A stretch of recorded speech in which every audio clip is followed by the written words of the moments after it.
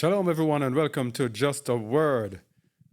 Chazak Aliyahu, along with the family here, as today we are in another of our Shabbat teachings. And today we are going to look at, I don't even know the title, but this was inspired by a dream I got a few days ago after seeking the Most High. And we'll get to that dream. But it is based on religion. It is based on the deception of religion. Actually, how Satan has used religion to ensure that we never ever attain unto salvation.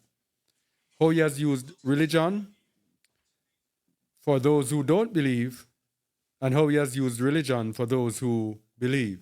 The danger of religion to our salvation. All right? Because many people in this world think that all you have to do is believe, and believing and doing something is good enough. But most of us in this world do not know Yahuwah.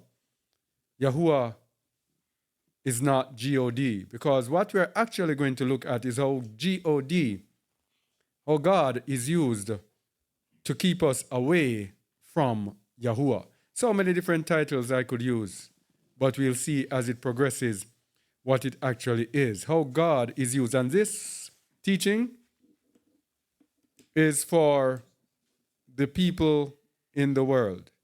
This teaching is for us to give us more insights and understanding as to the strategies of the wicked, but it is primarily for us to know and understand so that we can reach the people in this world. Because this is the conclusion. This is one of those teachings you get the conclusion before. One of the conclusions is that we have to go out into the highways and byways as soon as possible to help rescue the world, the people, from this deception. So we have to understand this deception, and we also have to know what to tell the people out there. And for those who are new believers, this should be very insightful to you. Should be no new thing for those of us who are in the way for a while. But for new believers, should be insightful to you as to the deception that you are in or coming out of. Now, one of the first deceptions, the greatest deceptions, is for us to not care who the Israelites are, who Yasharal is. The religions of this world, the religions of God, all of them let us know that it does not matter who the children of Israel are. They worship God in Islam. They say Allah is a God of everyone. They worship God in Judaism. They say all you have to do is to convert to Judaism. Christianity, all you have to do is be a Christian. It doesn't matter who the Israelites are, but they don't want to know who the true Israelites are. Those in Judaism will say, we are the Jews. They won't even call themselves Israelites. This deception might sound simple, but this deception, we're going to see how it is clearly and carefully crafted to deceive us up to this end time. So why does it matter whether or not we are Israelites? Romaim 9, verses 3 to 5. Why it matters whether or not we are Israelites. Go ahead. For I could wish that myself were accursed from HaMashiach, from my brethren, my kinsmen according to the flesh, who are Israelites, to whom pertaineth the adoption. Hold on there. So this is why it is important who the Israelites are, because these things, and these are the most precious things of the Most High, belongs to them. Continue, start at 4 again, please.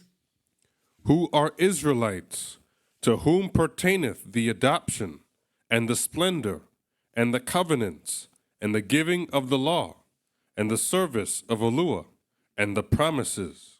Oh.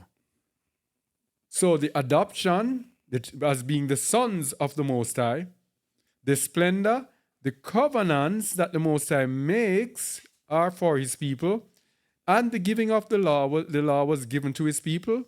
And if we are not speaking according to the law, then it means there is no light in us. That's Isaiah 8, verse 20. And the service of Aluah. So these are the people who are going to serve Yahuwah, the royal priesthood, and the promises that came through Abraham, Isaac, and Jacob belong to the Israelites. Verse 5. Whose are the fathers? Abraham, Isaac, and Jacob. And of whom, as concerning the flesh, HaMashiach came. HaMashiach came for them who are of the flesh of Israel. Continue. Who is over all, Aluah Barak forever, so let it be. So are you telling me that all of these things pertain to these people, and then all of a sudden these people vanish, and it doesn't matter who they are? That is what God wants us to believe. Okay? Now, let me just interject this. I never put this in there at all. But let's go to Jeremiah 31, about verse 35. Because we have to know that the Most High swore that these people will always be before him. Always. There will never be a time when these people will not be a nation before him. Thus saith Yahuwah, which giveth the sun for a light by day, and the ordinances of the moon, and of the stars for a light by night, which divideth the sea, when the waves thereof roar. Yahuwah Sabaoth is his name. If those ordinances depart from before me, saith Yahuwah, then the seed of Yasharel also shall cease from being a nation before me forever. So anytime you see the sun stop shining and the moon stop making its rounds, then you know that the children of Yasharal will stop from being a nation before the Most High. That means never ever in our lifetime will there not be a Yasharal. But religion wants us to believe otherwise. Anyway, the promise, remember the last part of 9 verse 4, it says, and the promises. The Most High's promise is through Jacob. Let us show that the Most High's promise, the promises in Romans 9 verse 4, is through no other nation but Yasharal. Romans 9 verses 6 to 13.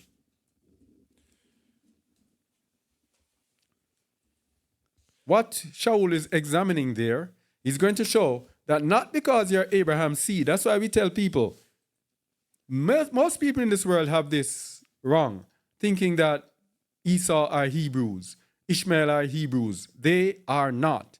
One nation is Hebrews, and it's the children of the promise, the children of Yasharal. Romans 9 verse 6, Shaul is going to show that not because you're Abraham's seed, that doesn't mean that you're chosen. Not as though the word of Aluah hath taken none effect, for they are not all Yasharel, which are of Yasharel. So he's saying that not because you're an Israelite, that does not mean that you're going to be chosen in the end. Verse 7. Neither, because they are the seed of Abraham, are they all children, but in Isaac shall thy seed be called. All right, so Abraham, there was a song, Father Abraham had many sons. Abraham's sons, Yitzchak, Ishmael, and I don't remember some of them names. Midian was one of them, I think. They are all Abraham's children. But in Isaac, one child of Abraham, shall his seed be called. So Isaac, we know, had 2 sons. Let's see how it works out with the 2 sons. Verse 8. That is, they which are the children of the flesh, these are not the children of Aluah, but the children of the promise are counted for the seed. All right. So he's saying, not because you're of Abraham's flesh, that is not why you are the seed. You have to be of the promise. And the promise is through what? Emunah, through faith, through righteousness. Verse 9. For this is the word of promise. At this time will I come, and Sarah shall have a son. That is faith, right? We are righteous through faith. Verse 10. And not only this, but when Rebekah also had conceived by one, even by our father Isaac. So we're going into Isaac's children now. Continue. For the children being not yet born, neither having done any good or evil, that the purpose of Aluah according to election might stand, not of works, but of him that calleth. All right. So Isaac had two sons. We know Esau and Jacob. So it's according to election. It's according to the choice of the Most High. Not of works, but by choice. Verse 12. It was said unto her, the elder shall serve the younger. That is the choice. Continue. As it is written, Jacob have I loved, but Esau have I hated. There we go. Abraham, through his seed of promise, which is Isaac, Isaac had two sons. The Most High hated one and loved one. The hated one is not the seed of promise. He's not the Hebrew, and he's not the chosen one. It is Jacob, who he loved. That is the chosen one. Go ahead. Hold on.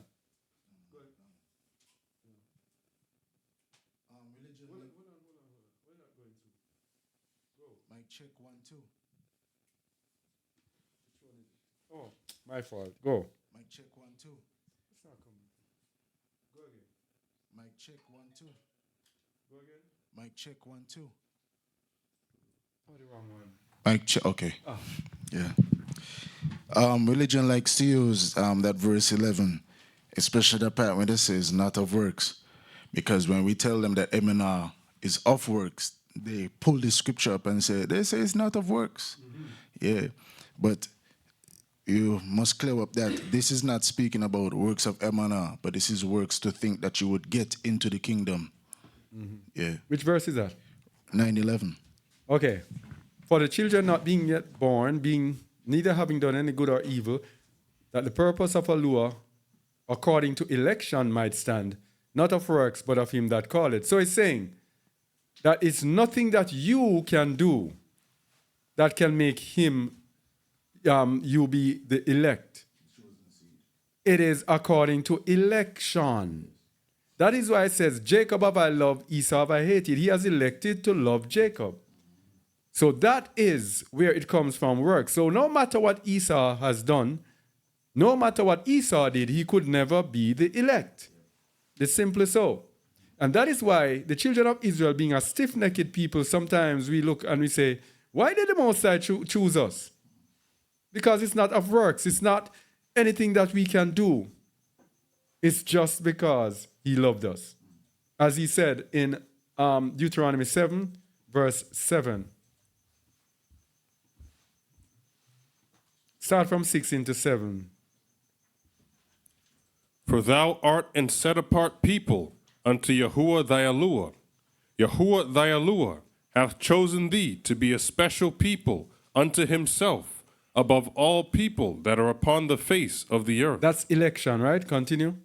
Yahuwah did not set his love upon you, nor choose you, because ye were more in number than any people, for ye were the fewest of all people. Not by works, not because you're powerful. Verse 8. But because Yahuwah loved you, and because he would keep the oath which he had sworn unto your fathers, hath Yahuwah brought you out with a mighty hand, and redeemed you out of the house of bondmen, from the hand of Pharaoh, king of Egypt. So this is why it will always matter. Look at this. Because he would keep the oath which he swore unto our fathers. If Yasharal does not exist anymore or is no longer important as they teach us in religion, then the Most High would be a lie. He would have broken oath. And what does the word say about the Most High? Who keepeth covenant. That is why he declared what he declares himself as doing.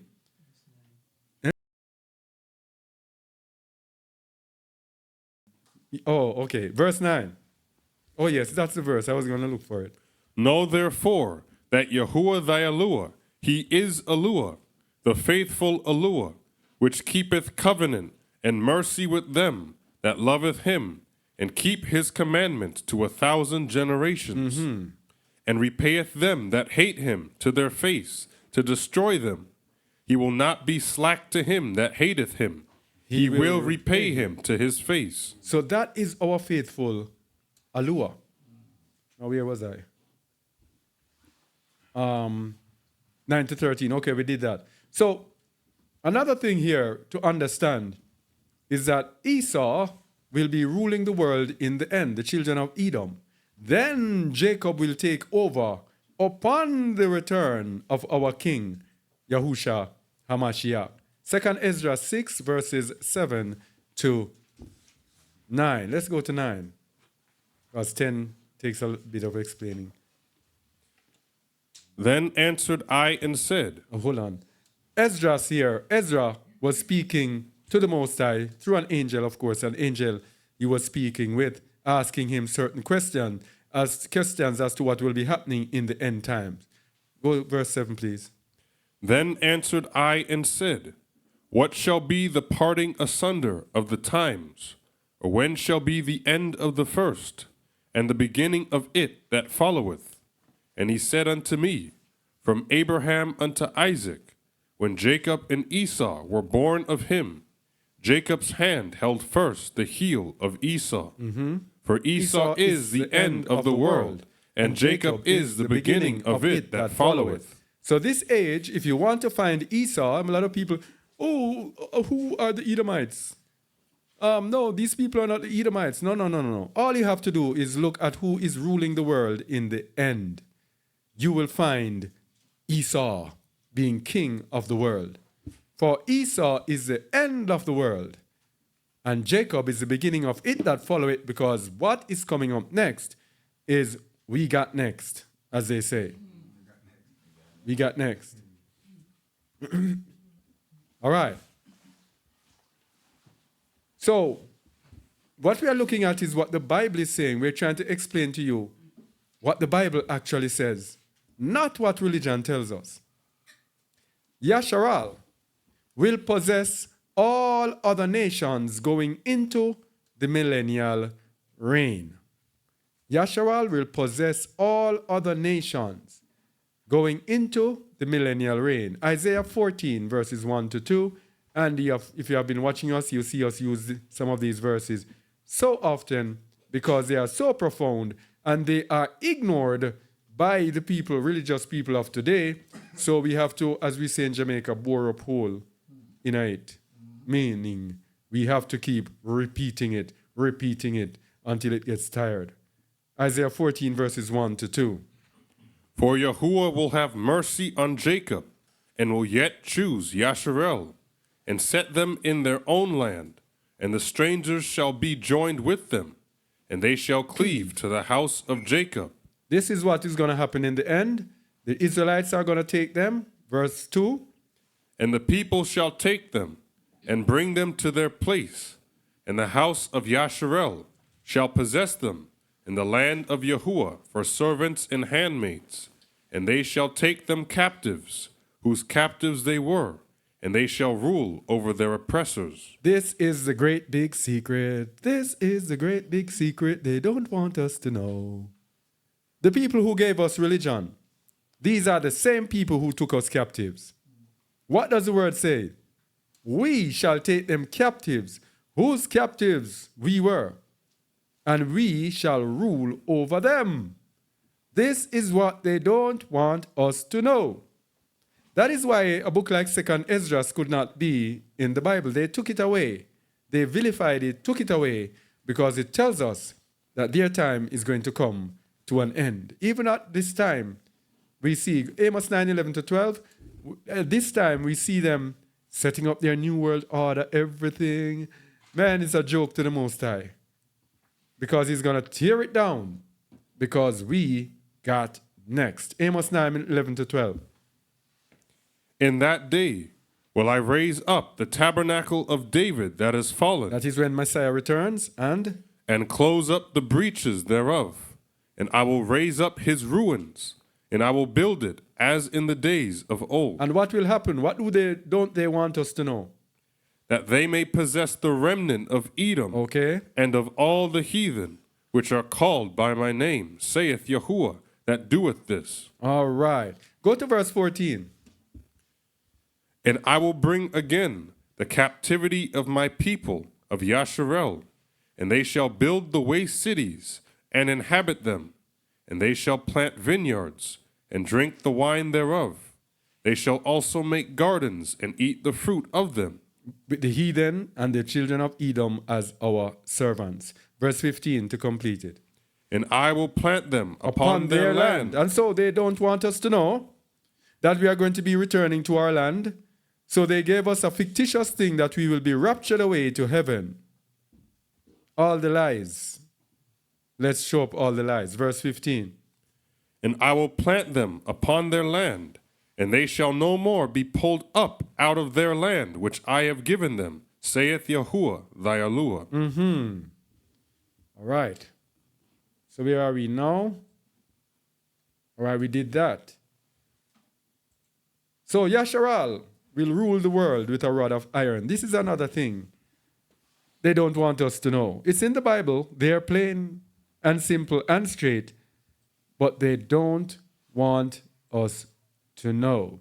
So this is HaMashiach. We're going to show HaMashiach is going to rule the world with a rod of iron. Then we're going to show that he is going to put the same, what you call it, the same sentiments to us, that we also shall rule the world with a rod of iron. Revelation 2 verse 5. So we will be reigning with him.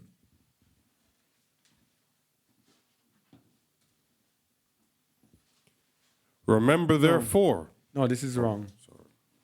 Let me get it.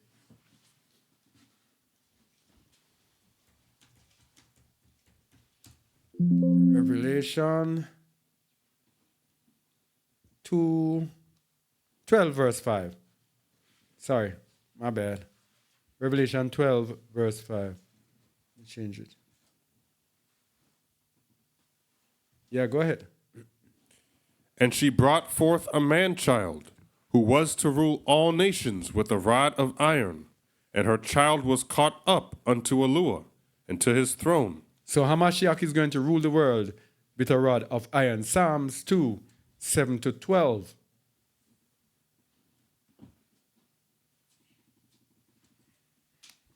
Psalms 2. Hold on, please. Let me get there. A little bit slow. Psalms 2, 7 to 12. I will declare the decree. Yahuwah hath said unto me, Thou art my son. This day have I begotten thee. Ask of me, and I shall give thee the heathen for thine inheritance, and the uttermost parts of the earth for thy possession. Hold on. You see how people are speaking as if the strangers, as if the Most High is going to come and is going to say nicey to them. He describes them as a heathen for thine inheritance. The Most High, the Messiah. And this again, I saw something on my Facebook. I made a post on Facebook.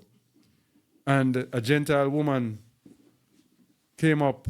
One Gentile said, I am looking forward to serve the children. This is the judgment of the Most High. I'm looking forward to serve the children of Israel. Another Gentile came up. I will bow to no man.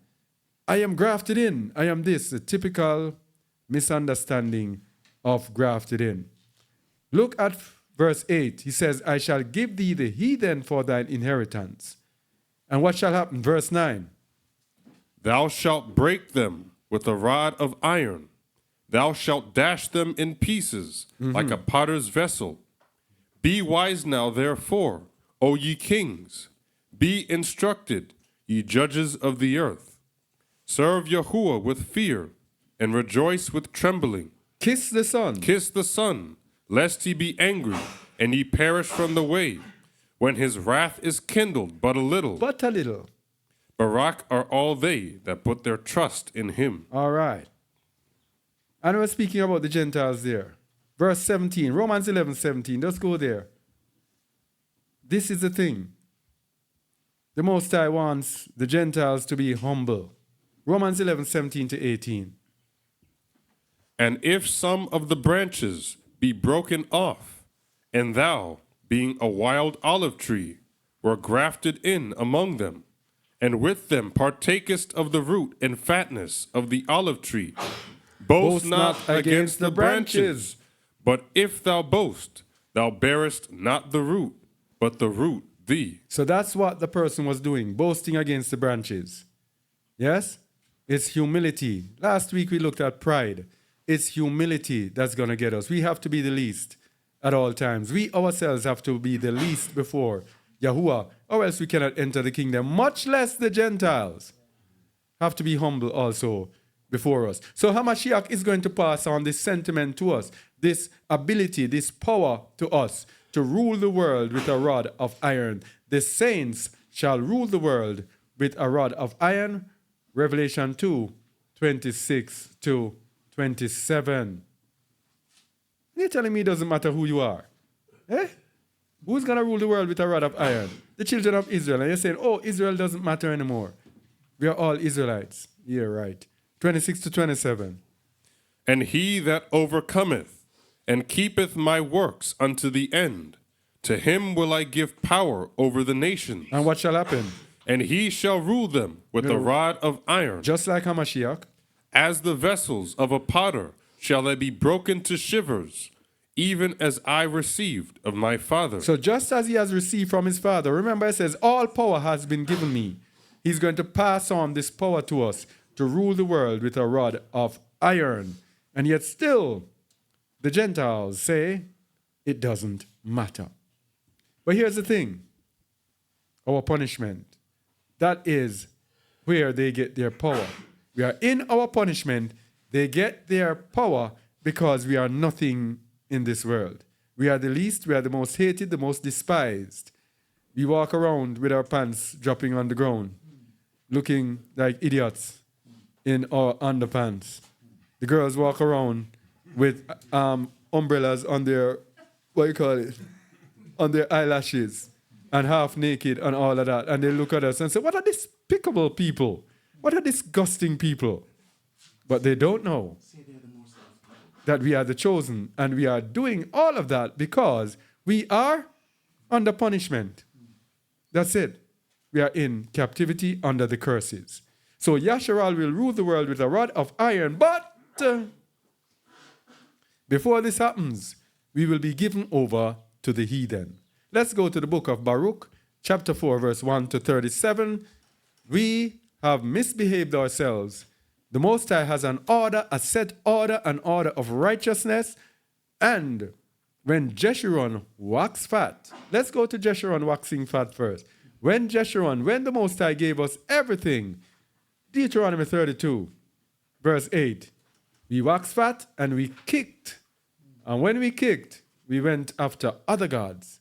This always happens. And the Most High sought us out by making us be the tail and not the head, being a disgrace in this world.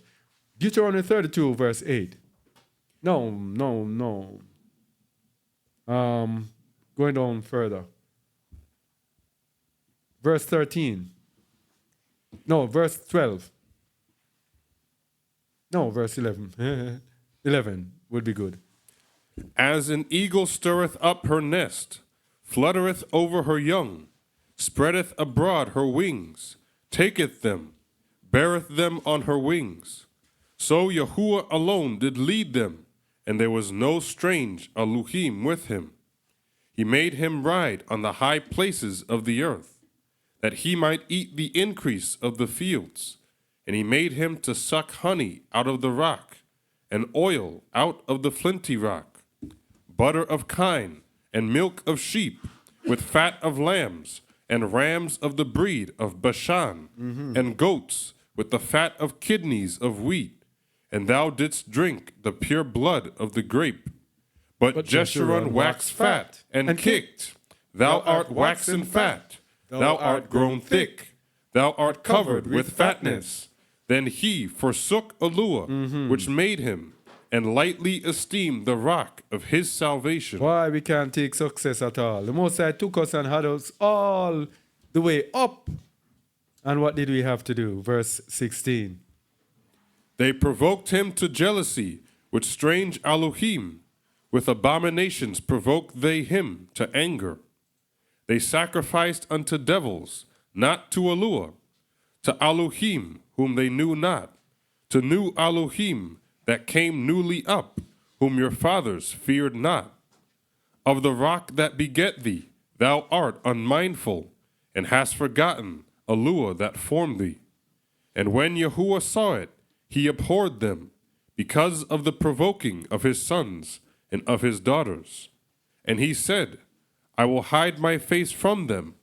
I will see what their end shall be, for they are a very froward generation, children in whom is no faith. So this is the implication of our people always straying. It is lack of emunah. They cannot believe in the invisible Aluah that they cannot see. They have to rear up idols that they can see. That has always been our problem. Anyway, let's go to Baruch. We could go further, but let's go to Baruch 4, because that has similar meat to what we are eating here. Baruch 4, verse 1. So the theme for Baruch, we will be given over to the heathen, and that is what has happened to us. Continue. This is the book of the commandments of Aluah, and the law that endureth forever. All they that keep it shall come to life, but such as leave it shall die. So we see the commandments is the core of everything to do with the Most High.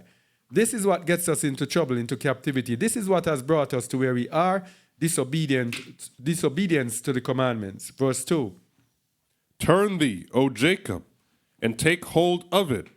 Walk in the presence of the light thereof, that thou mayest be illuminated. So you can be out of darkness, right? Without the Torah, we will be in darkness. To the law and to the testimony, if they speak not according to this word, it is because there is no light in them. They are in darkness without the Torah. Verse 3. Give not thine honor to another, nor the things that are profitable unto thee to a strange nation.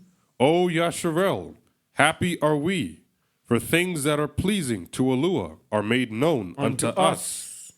Be of good cheer, my people, the memorial of Yasharel. Ye were sold to the nations, not for your destruction, but because ye moved Aluah to wrath, ye were delivered unto the enemies. Whenever we go into and provoke him to wrath, we are given over to the enemies to shred us to pieces, so that we learn a lesson. Verse 7. For ye provoked him that made you by sacrificing unto devils, and not to Aluah. Ye have forgotten the everlasting Aluah that brought you up, and ye have grieved Jerusalem that nursed you.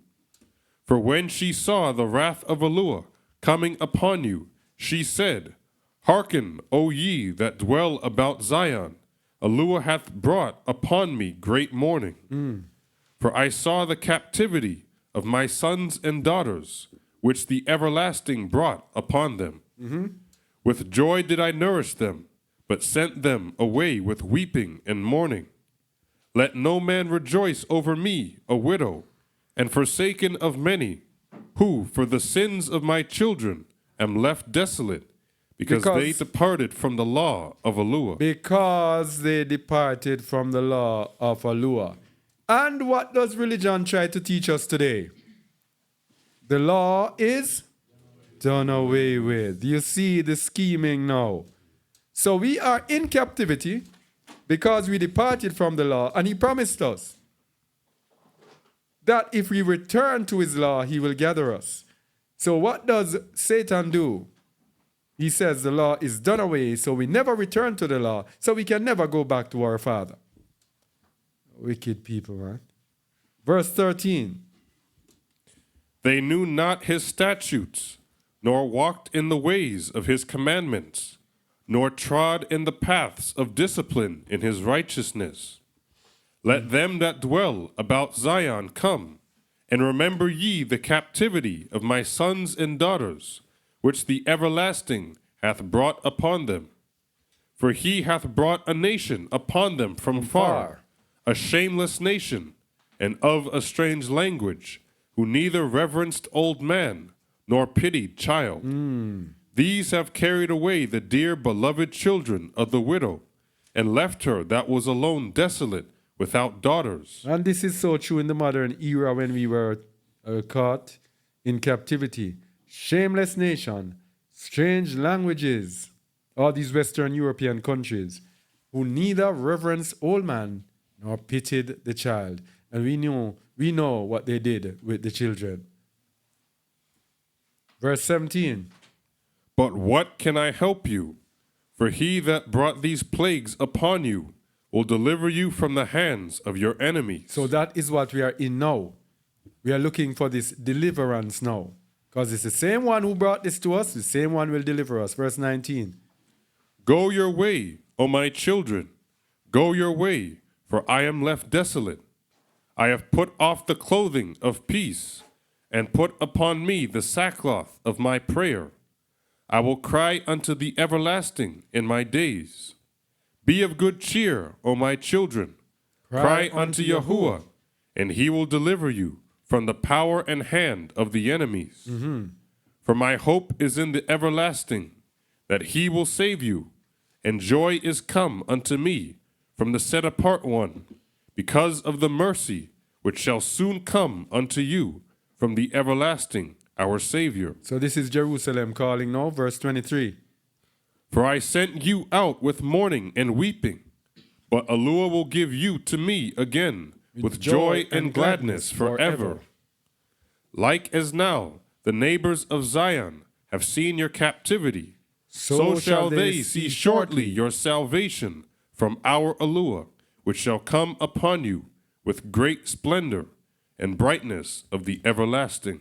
So if it doesn't matter who we are, all of these scriptures here are null and void. It doesn't matter. It matter you have these scriptures here if we're not going to be returned. Verse 25. My children, suffer patiently the wrath that is come upon you from Aluah, for thine enemy hath persecuted thee. But shortly thou shalt see his destruction, and shall tread upon his neck. Our time is coming. They don't want us to know that. Verse 26. My delicate ones have gone rough ways, and were taken away as a flock caught of the enemies. Be of good comfort, O my children, and cry unto Aluah, for ye shall be remembered of him that brought these things upon you. Hear this one now. For as it was your mind to go astray from Aluah, so being returned, seek him 10 times more. This is what we have been saying over the past few weeks, isn't it? About seeking Yahuwah, the importance of seeking him. He turned his face away from us. Now it is time for us to seek him. It says to seek him 10 times more. So diligently we must be seeking him. Yes? We can't seek him 1 day or 2 days and stop. It's a diligent seeking. As it says, he's a rewarder to them that diligently seek him. Verse 29. For he that hath brought these plagues upon you shall bring you everlasting joy with your salvation. Take a good heart, O Jerusalem, for he that gave thee that name will comfort thee. Miserable are they that afflicted thee, and rejoiced at thy fall. They're going to get their whipping. They're going to be, it says, miserable are they. Verse 32. Miserable are the cities which thy children served. Miserable is she that received thy sons. Woe unto Babylon, USA, who has taken our sons, profited from them, and end up constantly abusing them up to this very day. Woe unto you. Verse 33. For as she rejoiced at thy ruin, and was glad of thy fall, so shall she be grieved for her own desolation. For I will take away the rejoicing of her great multitude, and her pride shall be turned into mourning. The pride of Babylon will be turned into mourning. Verse 35. For fire shall come upon her from the everlasting, long to endure, and she shall be inhabited of devils for a great time. O Jerusalem, look about thee toward the east, and behold the joy that cometh unto thee from Aluah. Lo, thy sons come, whom thou sentest away. They come gathered together from the east to the west by the word of the set-apart one, rejoicing in the splendor of Aluah. They come gathered together from the east to the west by the word of the Kadosh one. By the word. It's a word that's going to gather us from the east to the west. Again, verse 36, if Jerusalem is where it says it is, look towards the east, and the east will be like Jordan. People will be entering from Jordan. I think this is where they got this thing from. Yeah. No such thing. Anyway.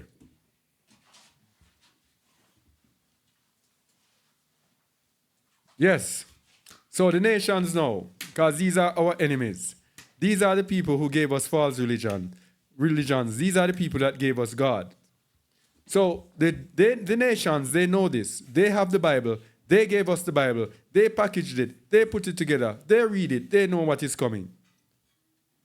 The nations rejoice when we are brought down. The nations rejoice whenever we are brought down, because they know when we are brought down, they are lifted up to be the chief nations. So their game, and look how the Most High makes it. Their benefit is in our demise. So the Most High makes it that way that they will always want our demise. So that when He gives us up, they will just easily come and just squash us down. But look how it does it again. Because they so hate us, He gives us authority over them for what they have done to us when they are punishing us. So He lifts us up and puts us back over them and squashes them down. So they know how this process works. So their aim is to make sure that we are always down. Keep them down. Keep them down. That is why they gave us the religions that say it doesn't matter who you are. And this thing about spiritual Israelite. Oh, I'm a spiritual Israelite. So that means you nullify the people of the flesh, the people who are really, truly Israelite. All of a sudden, they don't matter. All of these sufferings we've been suffering for hundreds of years, no, it doesn't matter. What a lie. Lamentations 2, 1-9. Lamentations 2, 1-9. This is what happens when we are brought into captivity. How hath Yahuwah covered the daughter of Zion with a cloud in his anger, and cast down from heaven unto the earth the beauty of Yasharel, and remembered not his footstool in the day of his anger. So the nations know that this is the anger of the Most High. So what do you think they do? It is in their best interest to make us corrupt, to make us sinful.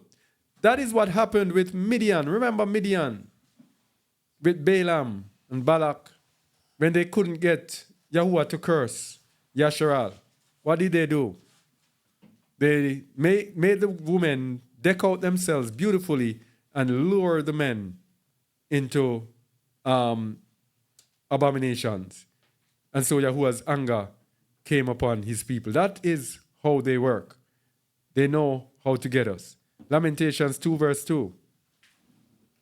Yahuwah hath swallowed up all the habitations of Jacob, and hath not pitied.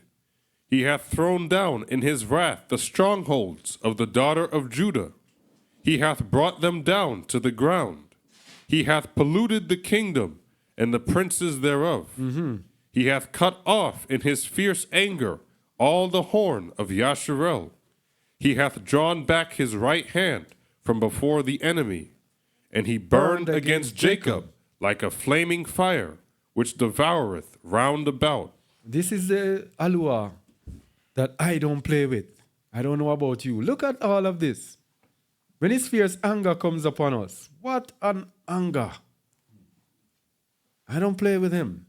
Verse 4. He hath bent his bow like an enemy. He is like an enemy to us when he's angry. Continue. He stood with his right hand as an adversary, and slew all that were pleasant to the eye in the tabernacle of the daughter of Zion. He poured out his fury like fire. Wow. Continue. Yahuwah was as an enemy. He hath swallowed up Yasharel. He hath swallowed up all her palaces.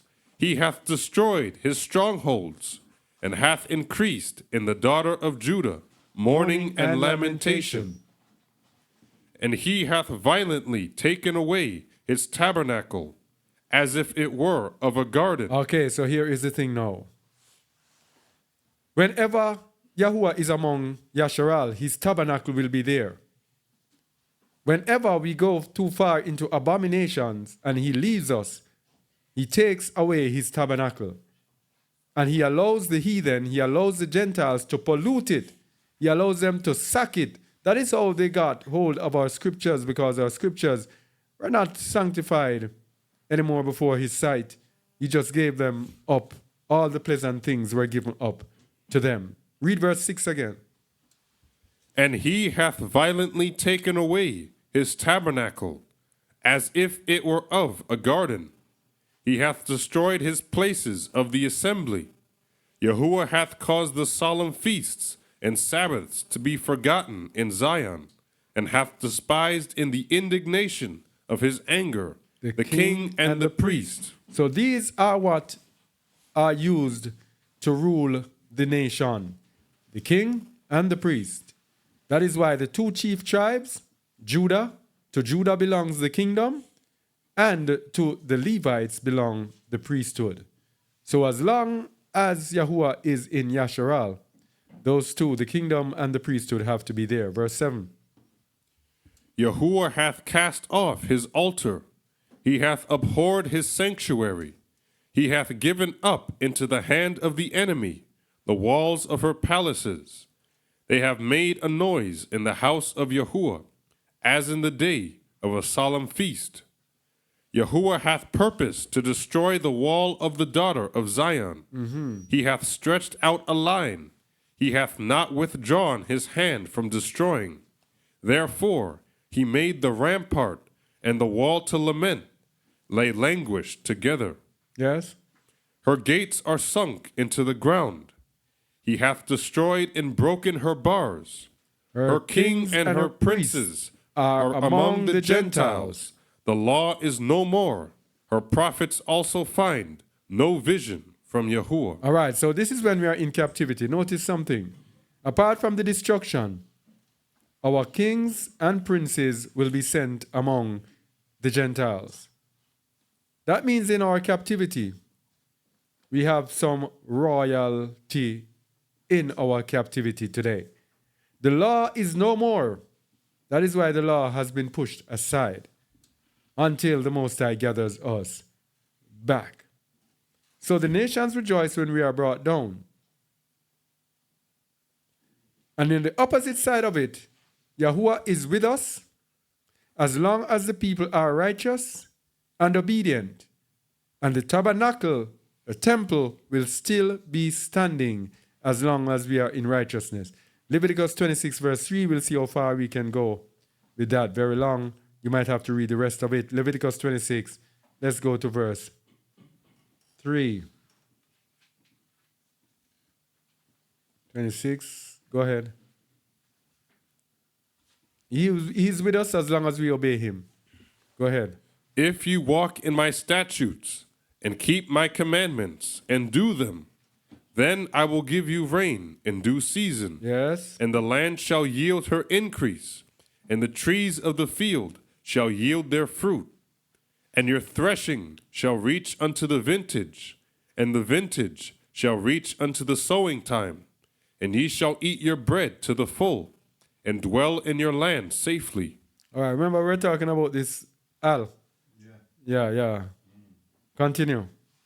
And I will give peace in the land, and ye shall lie down, and none shall make you afraid. And I will rid evil beasts out of the land, neither shall the sword go through your land. And ye shall chase your enemies, and they shall fall before you by the sword. And 5 of you shall chase 100, and 100 of you shall put 10,000 to flight, and your enemies shall fall before you by the sword. You know, this thing here. The word, the Bible, it's about nations. It's about politics. It's about war. It's about empowerment of a mass of people. But what did they do? They took it and gave us a religion. You know, there's a Hebrew Israelite that I watch, and he says, everyone that is in Christianity, the men are like sissies. They are homosexual. He calls it homosexual religion. Because everyone is so nice, and he says, this is it. It's about real roughness. So guess what they do? They give us religion to be nice and sedate in the religion. And then they set up their kingdom and do all the wickedness on this earth. You see it? But this shows that the righteous people will be the ones who will be doing the badness. This is showing us that it's the righteous people that shall be doing all of that. It will not be heathen who will be doing the wickedness or the badness or the revenge, we should say, but it is the set apart people of the Most High who will be executing the judgment of the Most High. Verse 9. For I will have respect unto you, and make you fruitful, and multiply you, and establish my covenant with you. And ye shall eat old store, and bring forth the old because of the new. And I will set my tabernacle among you, and my soul shall not abhor you. And I will walk among you, and will be your Aluah, and ye shall be my people. All right. This is when we are in right standing. Notice this verse now. I am Yahuwah, verse 13. I am Yahuwah, your Aluah, which brought you forth out of the land of Egypt, that ye should not be their bondmen. And I have broken the bands of your yoke, and made you go upright. So this is what he does when we are in righteousness. But what happens when we disobey? Verse 14, this is what they want to tell us. Do not obey the law. Do not obey the Torah. What a wicked people. Hear this now. Verse 14. But if ye will not hearken unto me, and will not do all these commandments, and if ye shall despise my statutes, or if your soul abhor my judgments, so that ye will not do all my commandments, but that ye break my covenant, what will I do? I also will do this unto you. I will even appoint over you terror, consumption, and the burning ag, that shall consume the eyes, and cause sorrow of heart. And ye shall sow your seed in vain, for your enemies shall eat it. And I will set my face against you, and ye shall be slain before your enemies. They shall hate you. No, they that hate you shall reign over you, and ye shall flee when none pursueth you. All right. They that hate you shall reign over you. These are the oppressors that gave us their religion. They hate us. And we believe that the people who hate us will give us a religion that will save us. Eh? They that hate you shall reign over you. And it doesn't make any sense they are coming to you and saying, oh, we don't have any problem with you. We are not racist. We love you people. No, it says they that hate you shall rule over you. Verse 18. And if ye will not yet for all this hearken unto me, then I will punish you 7 times more for your sins. Leviticus 26 is very interesting because it shows the Most High punishing us in degrees. He punishes us to a degree. If we do not hear, then he gives 7 times more the punishment. If we do not hear, he gives us 7 times more the punishment and keeps going on. So many people look at it and says, oh, it's so hard to when it reaches to the captivity that we were in. It is because our people just did not hear. No matter what afflictions, and look at it today, no matter what we go through today, our people will still not turn to Yahuwah. It's the same thing that happened. Read verse 18 again, please. And if ye will not yet for all this hearken unto me, then I will punish you 7 times more for your sins. And I will break the pride of your power, and I will make your heaven as iron, and your earth as brass, and your strength shall be spent in vain, for your land shall not yield her increase, neither shall the trees of the land yield their fruits. So that is another set of punishments. So let's look at about the third one. And if ye walk contrary unto me, and will not hearken unto me, I will bring 7 times more plagues upon you according to your sins. So he does it step by step, stage by stage. You can go down to verse to 46. Then let's see, we are going to go to up. All right, let me see where we go. Verse 20. No.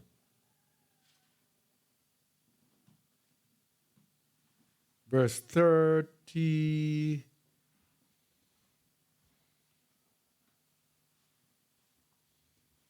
No, start from 27. This is another stage now, a deeper stage. And if ye will not for all this hearken unto me, but walk contrary unto me, then I will walk contrary unto you also in fury, and I, even I, will chastise you 7 times for your sins. All right, go down to verse 33. This is where we want. And I will scatter you among the heathen, and will draw out a sword after you, and your land shall be desolate, and your cities waste. Then shall the land enjoy her Sabbaths, as long as it lieth desolate, and ye be in your enemy's land. Even then shall the land rest, and enjoy her Sabbaths. There you go. This is another lie. Then shall the land enjoy her Sabbaths, as long as it lieth desolate, and you be in your enemy's land. Even then shall the land rest and enjoy her Sabbaths. As long as we are in captivity, as long as we are not returned to the land shall be desolate. Desolate. The land shall be empty. The word desolate there means from a primitive root to stun. That is devastate. Bring unto, lay, lie, make desolate, make desolation, desolate places, be destitute, destroy, lay, lie, make waste. So the land now is waste. So what about that place that they call Israel?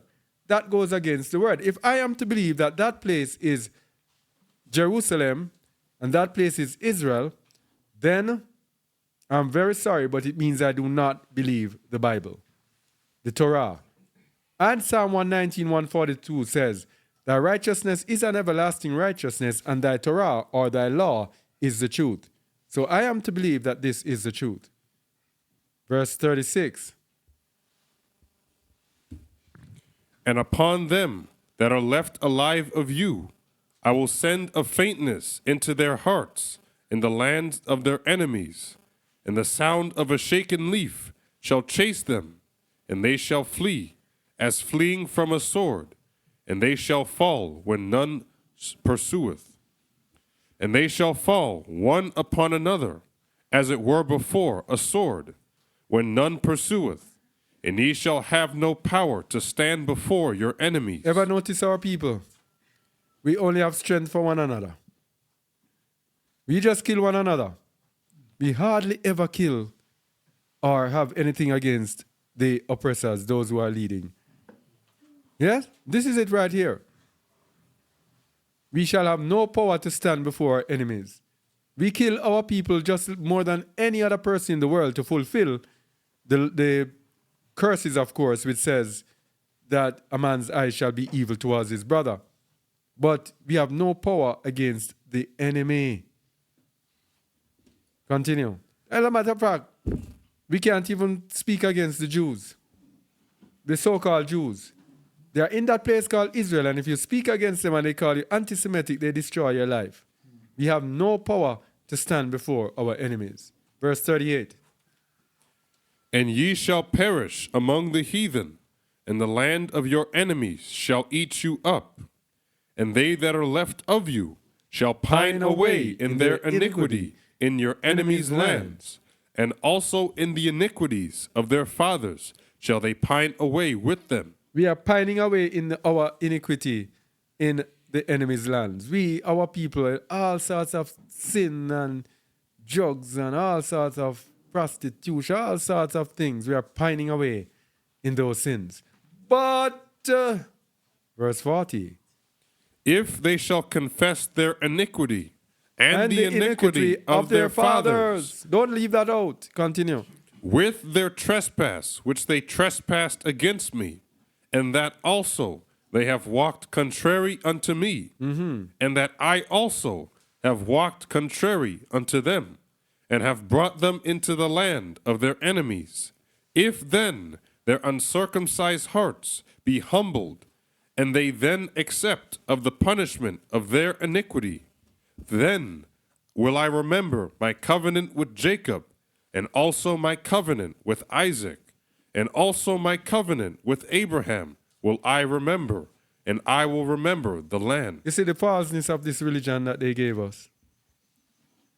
We have to confess the iniquity and the iniquity of our fathers. If you say it doesn't matter who you are, if you reject that you're an Israelite, if you reject that you are going through this thing because of the sins of your fathers and that you are an Israelite under the curses of the law and you were sent into captivity and all of that, how can you confess here? There is no way you can confess.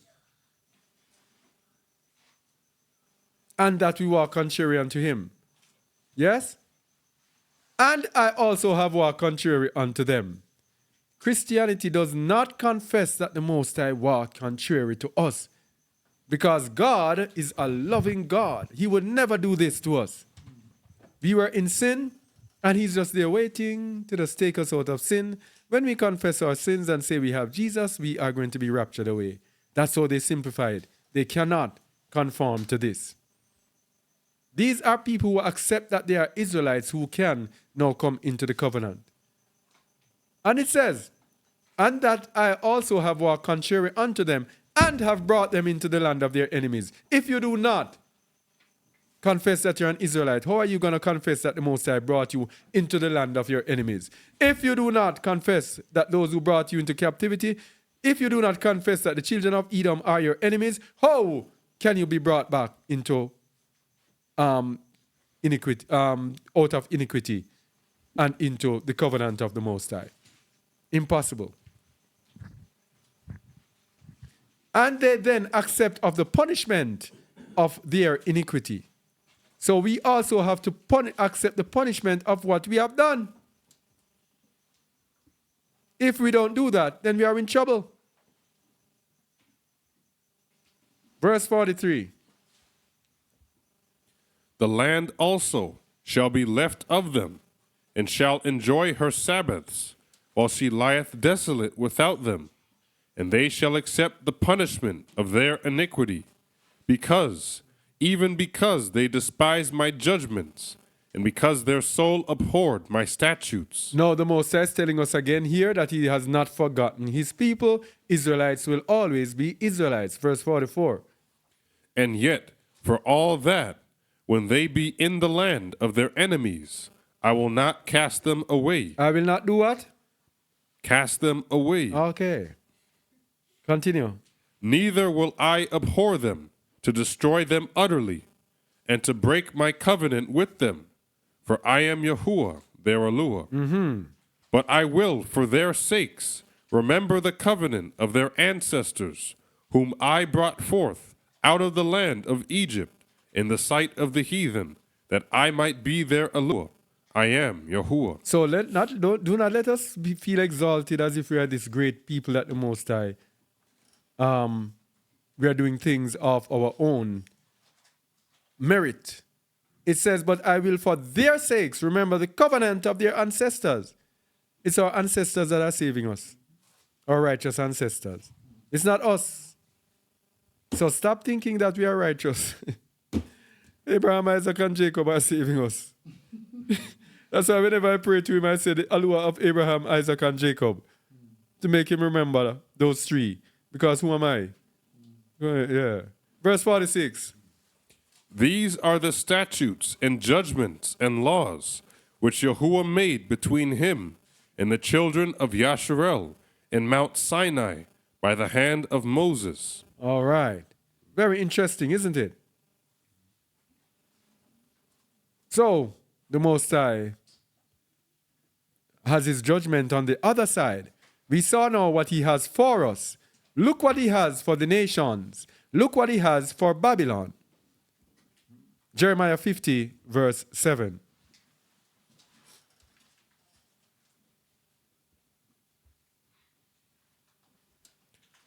All that found them have devoured them, and their adversaries said, we offend not, because they have sinned against Yahuwah, the habitation of justice, even Yahuwah, the hope of their fathers. So we are saying here quite plainly that these people know who we are.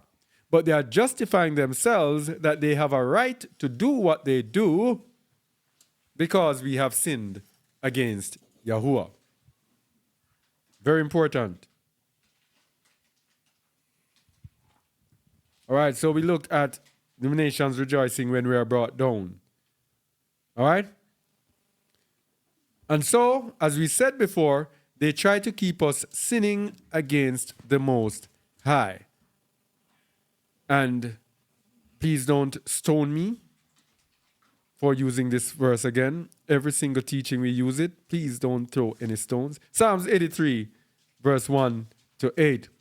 These are the Psalms that I tell you that are the scriptures that are ignored by modern religion, but they are so important to understanding the end times, to understanding how the world works and how the nations work.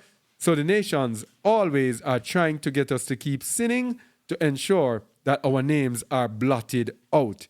They give us false religion to make the name of Yasharal be blotted out. Psalms 83, let's go. A song or psalm of Asaph. Keep not thou silence, O Aluah. Hold not thy peace, and be not still, O Aluah. For lo, thine enemies make a tumult, and they that hate thee have lifted up the head. They have taken crafty counsel against thy people, and consulted against thy hidden ones. They have said, come, and let us cut them off from being a nation, that the name of Yasharel may be no more in remembrance. This is Christianity right here, spiritual Israel. Verse 4, spiritual Israel. Could you read it again, please? They have said, come, and let us cut them off from being a nation, that the name of Yasharel may be no more in remembrance. And that is why, with the white supremacy religion of Judaism, they gave us these people, these white people, children of Edom and the children of Jasher, to say that these are the Israelites, so that the true Yasharal will be no more in remembrance. Continue. For they have consulted together with one consent. They are confederate against thee. The tabernacles of Edom, Whoa. and the Ishmaelites of Moab, And the Hagarenes, Gebal, and Ammon, and Amalek, the Philistines with the inhabitants of Tyre. Asher also is joined with them. They have holpen the children of Lot, Selah. So all these nations of this earth, most of them are hidden today. We know Edom. Most of them are hidden today. These are our enemies who want our names to be blotted out. So when they are conquering us, they know and understand all of this. When they are conquering us, they target our worship. because they know that the worship is our power. Whenever the Most High is among us, there is a temple, there is a priesthood, there is a king, and there are princes. But at the center of the nation, that is why we have Mount Zion, the core will be ruling over the world. It says, Isaiah 2 verse 2, I think. Isaiah 2. When Yasharal is together, this is what happens. Isaiah 2 verse 2. And it shall come to pass in the last days that the mountain of Yahuwah's house shall be established in the top of the mountains. Top of the nations. And shall be exalted above the hills, and all nations shall flow unto it. And many people shall go and say, Come ye, and let us go up to the mountain of Yahuwah, to the house of the Aluah of Jacob. And he will teach us of his ways, and we will walk in his paths. For out of Zion shall go forth the law, and the word of Yahuwah from Jerusalem. So the whole world will be ruled from Zion. So whenever our temple is up, that is our power. So what do the nations do? Their aim is to destroy the temple. So whenever we are brought low, our temple is destroyed. Let's go to 1 Maccabees 45. 1 Maccabees 1, verse 45.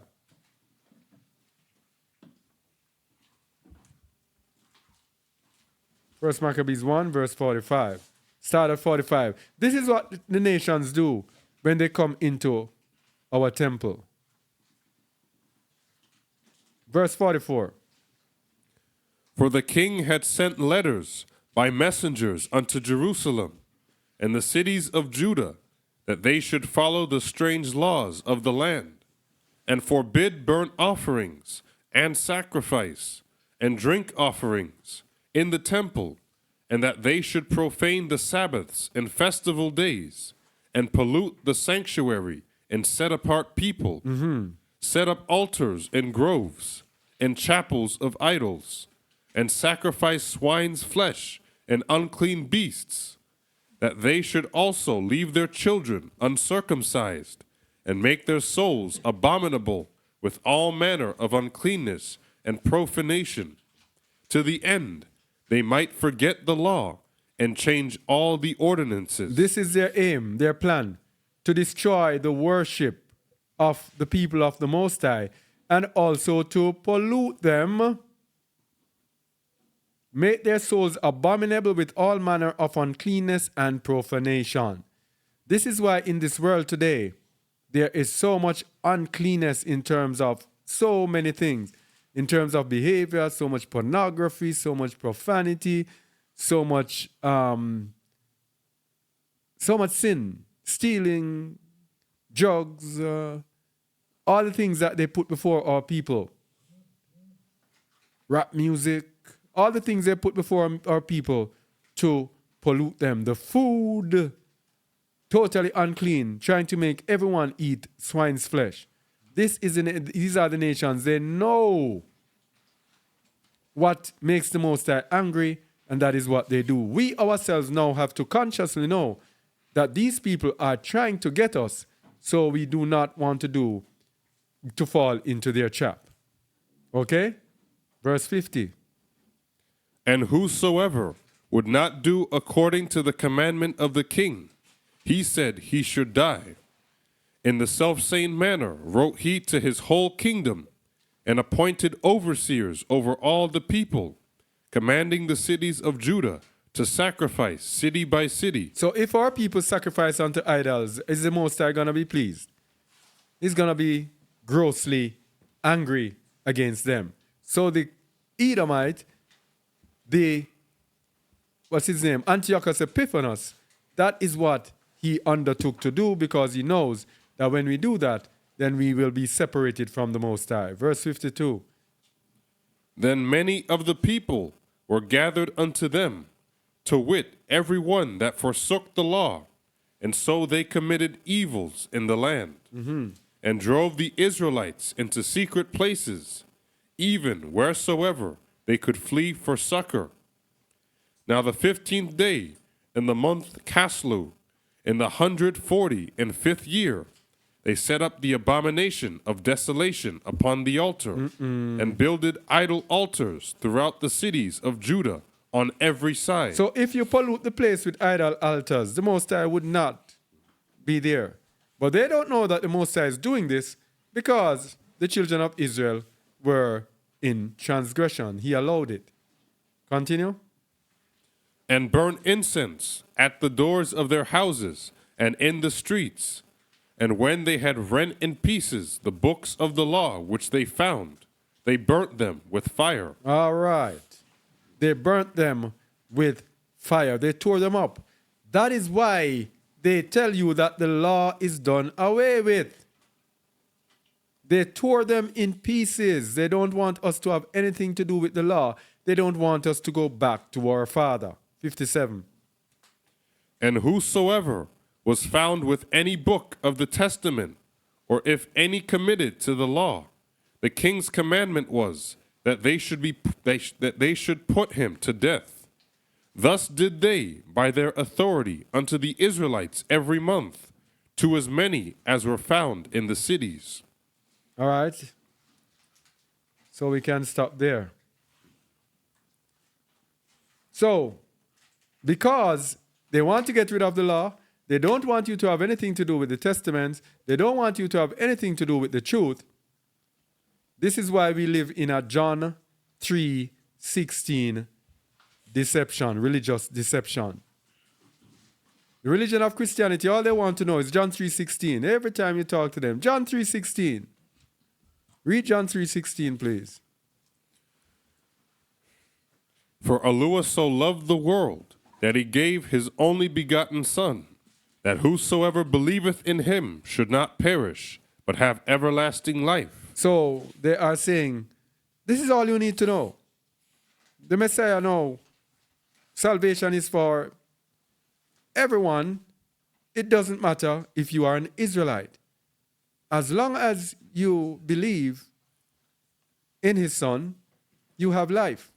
Not understanding what believing means, as the Most High tells us, believing has to go back to the old path. You have to go back to his laws, his statutes, his commandments, as long as have the faith of his Son. That is what believing in his Son means. All right? That is why you have Revelation 14:12. Here is the patience of the saints. Here are they that keep the commandments of Aluah and the faith of Yahusha. It is not just saying you believe. It is also what we do. Okay? So the John 3:16 world, that is a deception. So people now believe that as long as you say you believe in JC, that you are on your way to life. That is a deception, a religious deception brought on us by the people who gave us God. Everything that they gave us, they did not give us that religion to bring us to salvation, people. It is Satan's religion, because the earth is given into the hand of the wicked. It is Satan's religion to get us to be deceived. So food for thought. The Most High chose only one nation out of the whole world.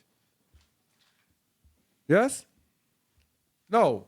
The Most High chose only one nation out of the whole world. How come all of a sudden now this nation is forgotten, and then everybody, salvation is for everybody? Don't matter those people. Those people don't matter anymore. Deuteronomy 32 verses 8 to 9.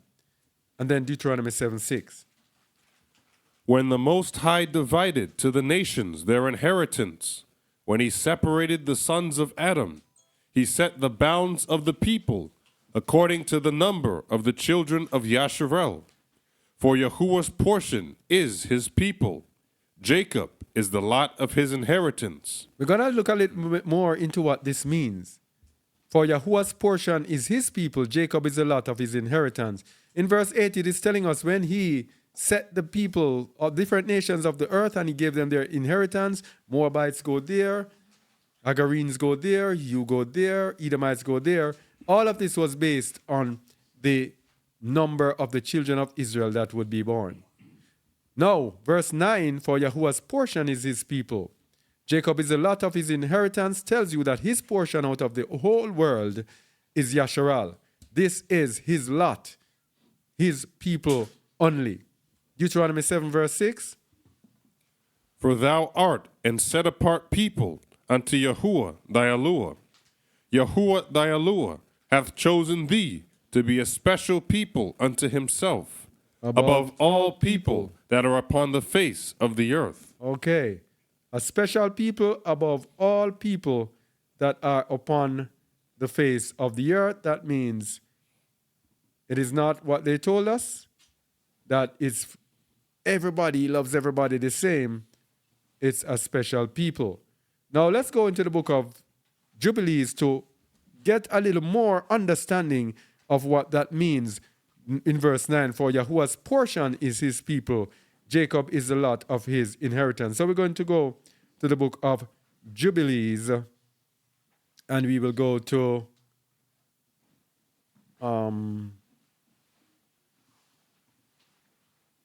chapter 2, verses 17 to 24.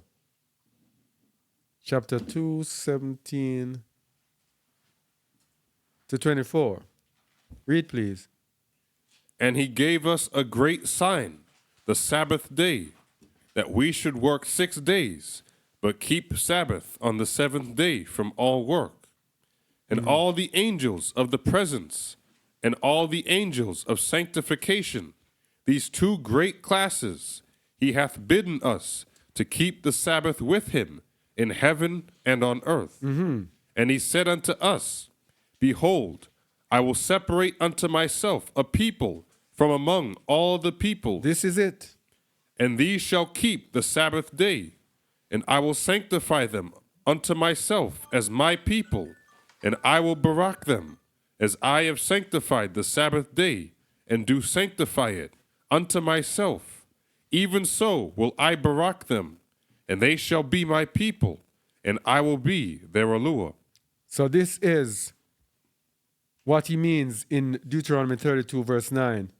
Yahuwah's portion is his people.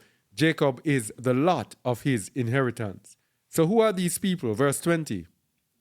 And I have chosen the seed of Jacob from amongst all that I have seen, and have written him down as my firstborn son, and have sanctified him unto myself forever and ever. And I will teach him the Sabbath day, that they may keep Sabbath thereon from all work.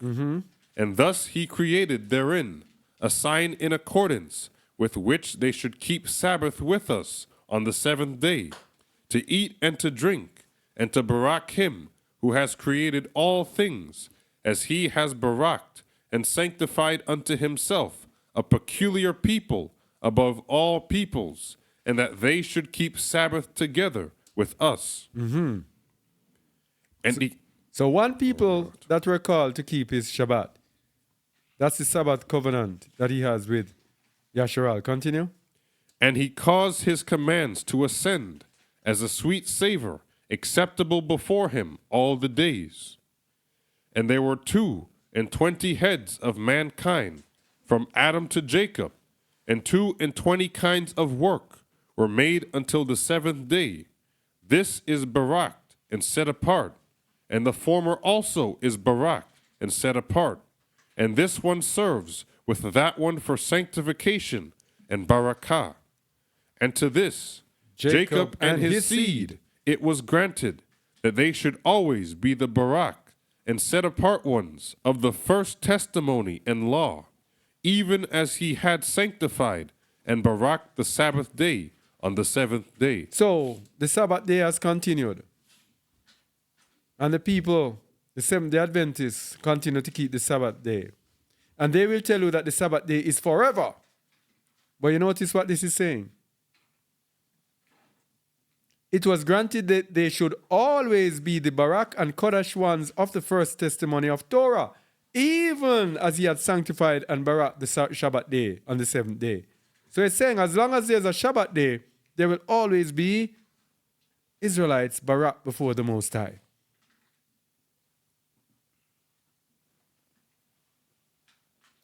Now, another fact, another fun fact. All nations have their own Elohim.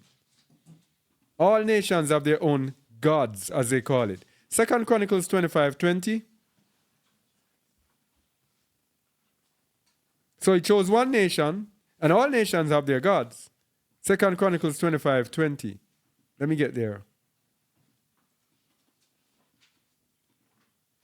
We're looking today at how they have used religion to deceive us and to ensure that we do not get into the kingdom of the Most High.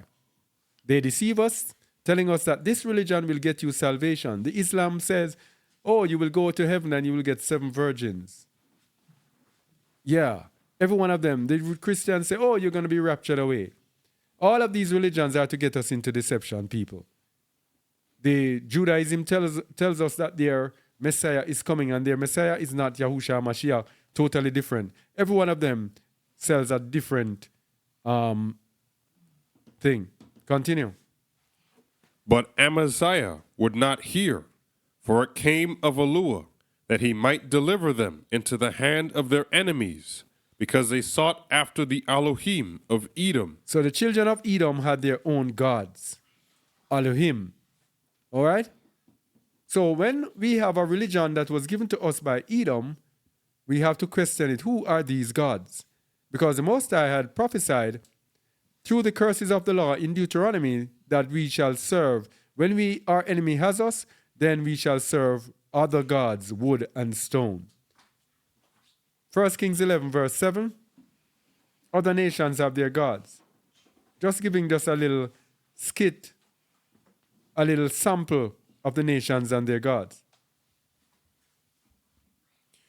Then did Solomon build an high place for Chemosh, the abomination of Moab, in the hill that is before Jerusalem, and for Molech, the abomination of the children of Ammon. All of these nations have their own gods.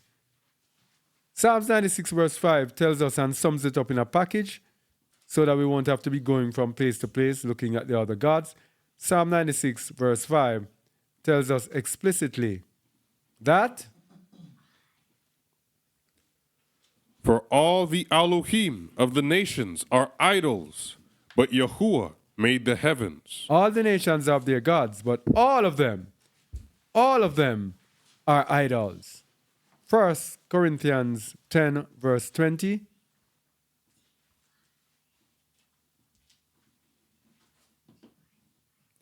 But I say that the things which the Gentiles sacrifice, They they sacrifice to devils, and not to Aluah. And I would not that ye should have fellowship with devils. So, for example, they gave us Christmas and Easter and all of those things. Mother's Day, Father's Day, birthdays, everything. They sacrifice to devils. These are the nations. So if all of the nations have their gods, what about Yasharal? What about Yasharal? Joel 2:27. This is what we're trying to show. What they told us in religion is a lie. Joel 2:27. And ye shall know that I am in the midst of Yasharel, and that I am Yahuwah, your Aluah, and none else. And my people shall never be ashamed. And my people shall never be ashamed. I am in the midst of Yasharal, and I am Yahuwah, your Aluah, and none else. So here the Most High is telling us that he is the Aluah of Yasharal and none else. So when we get a religion that gives us a G-O-D, and we tell people that the Most High is not G-O-D, Satan is very, very slick. He gives us a very slight imitation of the real thing. And if we are not stringent, he will fool us. Okay? But why do the nations have their own gods? Why did the Most High allow this? Why didn't the Most High allow the nations to come to him? Why? Why didn't the Most High allow them to worship idols? Why didn't he present himself to them? This is something that we have to ask ourselves. And let's go to Jubilees chapter 15, verses 19 to 22. 19 to 22.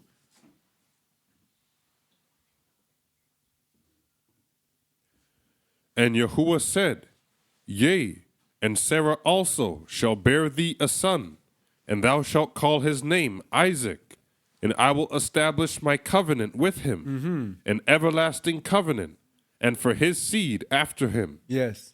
And as for Ishmael also, have I heard thee, and behold, I will barak him, and make him great, and multiply him exceedingly, and he shall beget 12 princes, and I will make him a great nation. But my covenant will I establish with Isaac, whom Sarah shall bear to thee in these days in the next year. And he left off speaking with him, and Aluah went up from Abraham. all right, go to verse 28 now. And do thou command the children of Yasharel, and let them observe the sign of this covenant for their generations, as an eternal ordinance, and they will not be rooted out of the land.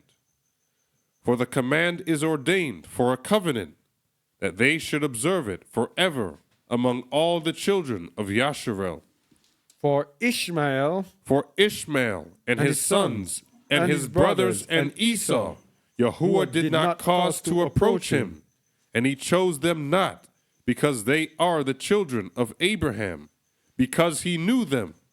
But he chose Yasharel to be his people. You see, not even the other Abraham's son did he choose to be the Aluah of them. One nation. Verse 31. And he sanctified it, and gathered it from amongst all the children of men. For there are many nations, and many peoples, and all are his, and over all hath he placed Ruachoth in authority to lead them astray from him. That is why you have idolatry. This is why all the nations are in idolatry. The Most High revealed himself to only one nation. And his revelation to this one nation is in obedience to his Torah, his commandments. So if we are following anything and our obedience is not in the commandment, then we are not following Yahuwah. He placed spirits in authority to lead them astray from him. He does not want the other nations to be with him. That is why it says Yahuwah's portion is his people. Yahuwah's portion is his people. So the spirits that he has led, he has commanded for the other nations to lead them astray from him. These are the spirits that are worshipped behind the idols. All the gods of the nations are idols. He is the Aluah of Yasharal only. So when the nations give you Christianity, Islam, Judaism, Buddhism, Shintoism, give me more ism, Zoroastrianism, which other religion they have? Hinduism. Synchism. What? Synchism. This is, but you say it, I don't know. Synchism. All sorts of isms and schisms. All of them are idols. All of them are idols. That is why they have this Buddha, this man with his leg folded and sitting with his hand, and people will worship him. And you have Shiva with all different legs all over. You have the elephant over there in India that they worship, and the cow and this. All of their gods are spirits that are behind them. And don't think that these people just worship them and they don't get any results. They get results because there are spirits that they are following. What about Yasharal though? Verse 32. Did he set any spirits over them? But over Yasharel he did not appoint any angel or ruach, for he alone is their ruler, and he will preserve them and require them at the hand of his angels and his ruachoth, and at the hand of all his powers, in order that he may preserve them and barak them, and that they may be his, and he may be theirs from henceforth forever. What a great love story. What a love. the creator of the heaven and the earth, chose me, dirty man like me, and has rejected all the other nations, giving them spirits, evil spirits to rule over them. But over us, he says, I will rule them. Why? Our Father. So hence, Babylon is used today to cause the whole world to go astray from the Most High.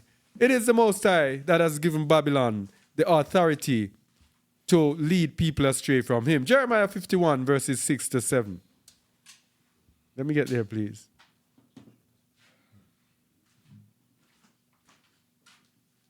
Jeremiah 51, verses 6 to 7. Flee out of the midst of Babylon, and deliver every man his soul. Be not cut off in her iniquity, for this is the time of Yahuwah's vengeance. He will render unto her a recompense. So here is the value of Babylon in Yahuwah's hand. Verse 7.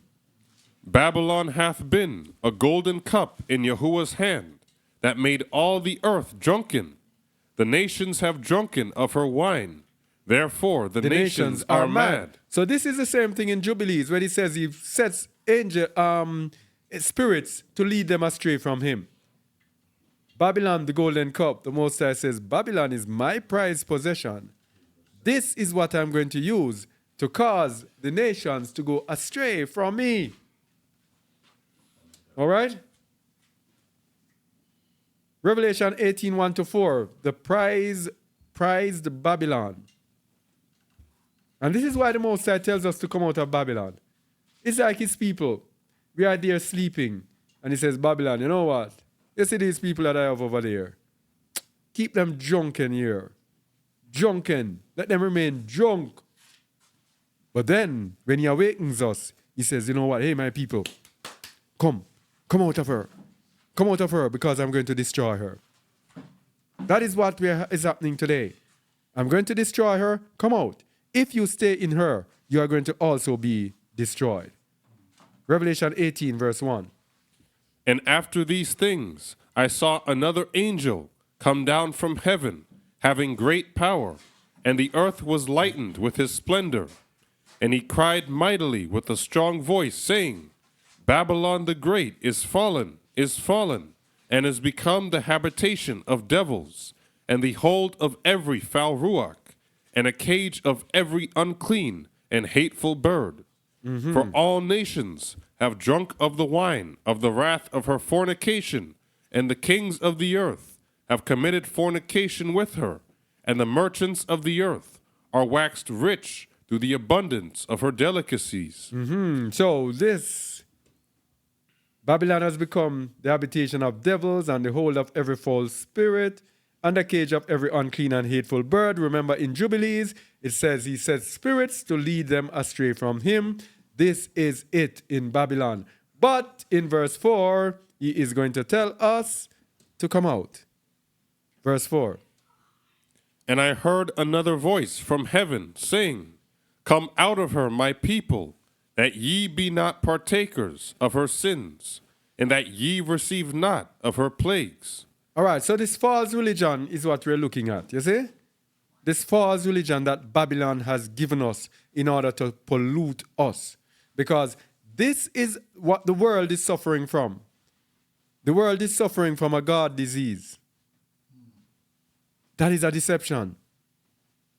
Thinking that God is the Almighty, or the Most High is God. That is the deception that is messing up the world. Because the Most High is Yahuwah Sabaoth. They don't know him, and they don't want to know him. Because if they knew him, they wouldn't like him. Because he's not their Aluah. He's the mighty one of us, of the children of Yasharal. As disgusting as we may be, as much as you might not like us, the Most High loves us. So he is our Aluah. So, let's look at the world religion that was prophesied to be set up in Babylon. These are a combination of different teachings that we have done. World religion was prophesied to be set up in Babylon. The book of Zechariah chapter 5, verses 5 to 11. Zechariah 5, verses 5 to 11. The vision of a woman in a basket. Remember, in the scriptures, a woman refers to religious, to religion. Then the angel that talked with me went forth, and said unto me, Lift up now thine eyes, and see, what is this that goeth forth? And I said, What is it? And he said, This is an ephah that goeth forth. He said, Moreover, this is their resemblance throughout all the earth. Ephah is a measurement for grain, right? Continue. And behold, there was lifted up a talent of lead, and this is a woman that sitteth in the midst of the ephah.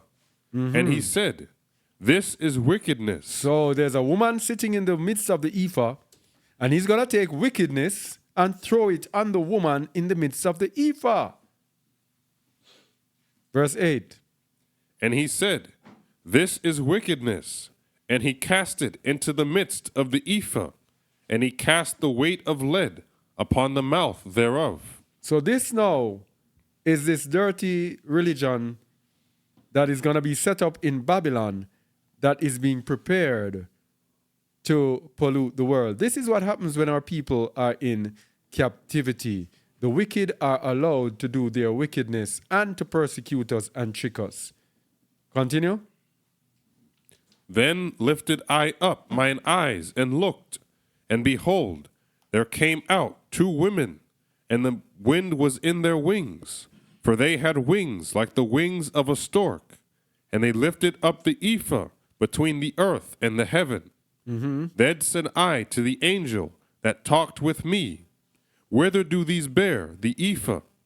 And he said unto me, To build it an house in the land of Shinar, and it shall be established and set there upon her own base. If you look at the meaning of Shinar or Shinar, Shinar, it is a plain in Babylon.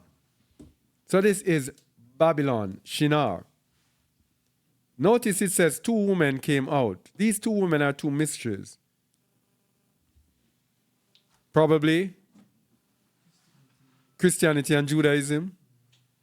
That's what I believe, Christianity and Judaism. Because both of them are twins. Both of them go together. They call them 2. One is from the Torah, one is from the New Testament, both from the Bible. Huh? Yes. Yeah. So that is Christianity that was promised. Then now, it was manifested in Revelation chapter 17. Here's a woman now of Babylon. Revelation 17. By the way, Revelation 17, 1-5, Christianity, plain and straight, highlighted here. The king, the Catholic king. Go ahead. And there came one of the 7 angels, which had the 7 vials, and talked with me, saying unto me, Come hither, I will show unto thee the judgment of the great whore that sitteth upon many waters, with whom the kings of the earth have committed fornication, and the inhabitants of the earth have been made drunk with the wine of her fornication. So he carried me away in the Ruach into the wilderness, and I saw a woman sit upon a scarlet-colored beast, full of names of blasphemy, having 7 heads and 10 horns. Now, we dealt with this in a teaching on our website, justaword.org, to show the woman sitting upon the scarlet-colored beast to be Christianity. We did it in detail. I don't even remember the teaching, the name of it. But then we cannot do it here. It's so detailed. Revelation 17:4. And the woman was arrayed in purple and scarlet color, and decked with gold and precious stones and pearls, having a golden cup in her hand, full of abominations and filthiness of her fornication. And upon her forehead was a name written, Mystery Babylon, the great, the mother of harlots and abominations of the earth. Now, some people are saying that this Revelation 17 is referring to the United States, but look at verse 6. And I saw the woman drunken with the blood of the saints and with the blood of the martyrs of Yahusha. And when I saw her, I wondered with great admiration. We know that this is the Catholic Church that did the killing of the children of Yahusha. So I believe Revelation 17 is about it's Christianity led by the Catholic Church. And Revelation 18, when it deals with merchandising, that is the United States of America. All right? Remember, Satan works through worship and kingdoms. Revelation 17 is about worship. Revelation 18 is about kingdom. All right? It's the same way the Most High works, by the way. We pointed it out earlier. Kingdom and his worship. All right? So Christianity, through its mother, the Catholic Church, is the religion that has led us astray by giving us God, God. That is the woman that sits upon the scarlet-colored beast. Now I have something here on the screen. I just want to highlight how successful they have been in totally destroying us away from the way through this religion called Christianity. In Christianity, you can be whatever you want to be. Whatever you want to be. Whatever worship you want to worship. So I have this friend on Facebook. Huh? They say, come as you are. Yes, anything, whatever it is. Don't change your lifestyle. Don't change anything. Just come. This is something similar that this one is going to do now. And I was shocked when I saw this person on his Facebook feed. It says, they be like, he don't act like a Christian. He drink a little bit, cuss a little bit, joke and pray. God be like, I know, he's still mine. I'm not looking for actors. I'm looking for faithful people, not perfect people. What a thing though. Totally against everything to do with the word. And this is what they do. They speak no scripture. They just speak what comes to their head. And anything that comes to their head. And you should see the feed of people are agreeing with him. Huh? Yes. God be like, I know he's still mine. In other words, as you just said, come as you are. The Most High is saying, however you are, I still accept you. I'm not looking for actors. In other words, so if you seek to do righteousness, he says you're acting. So in other words, he's saying it's impossible for people to be righteous. I'm looking for faithful people, not perfect people.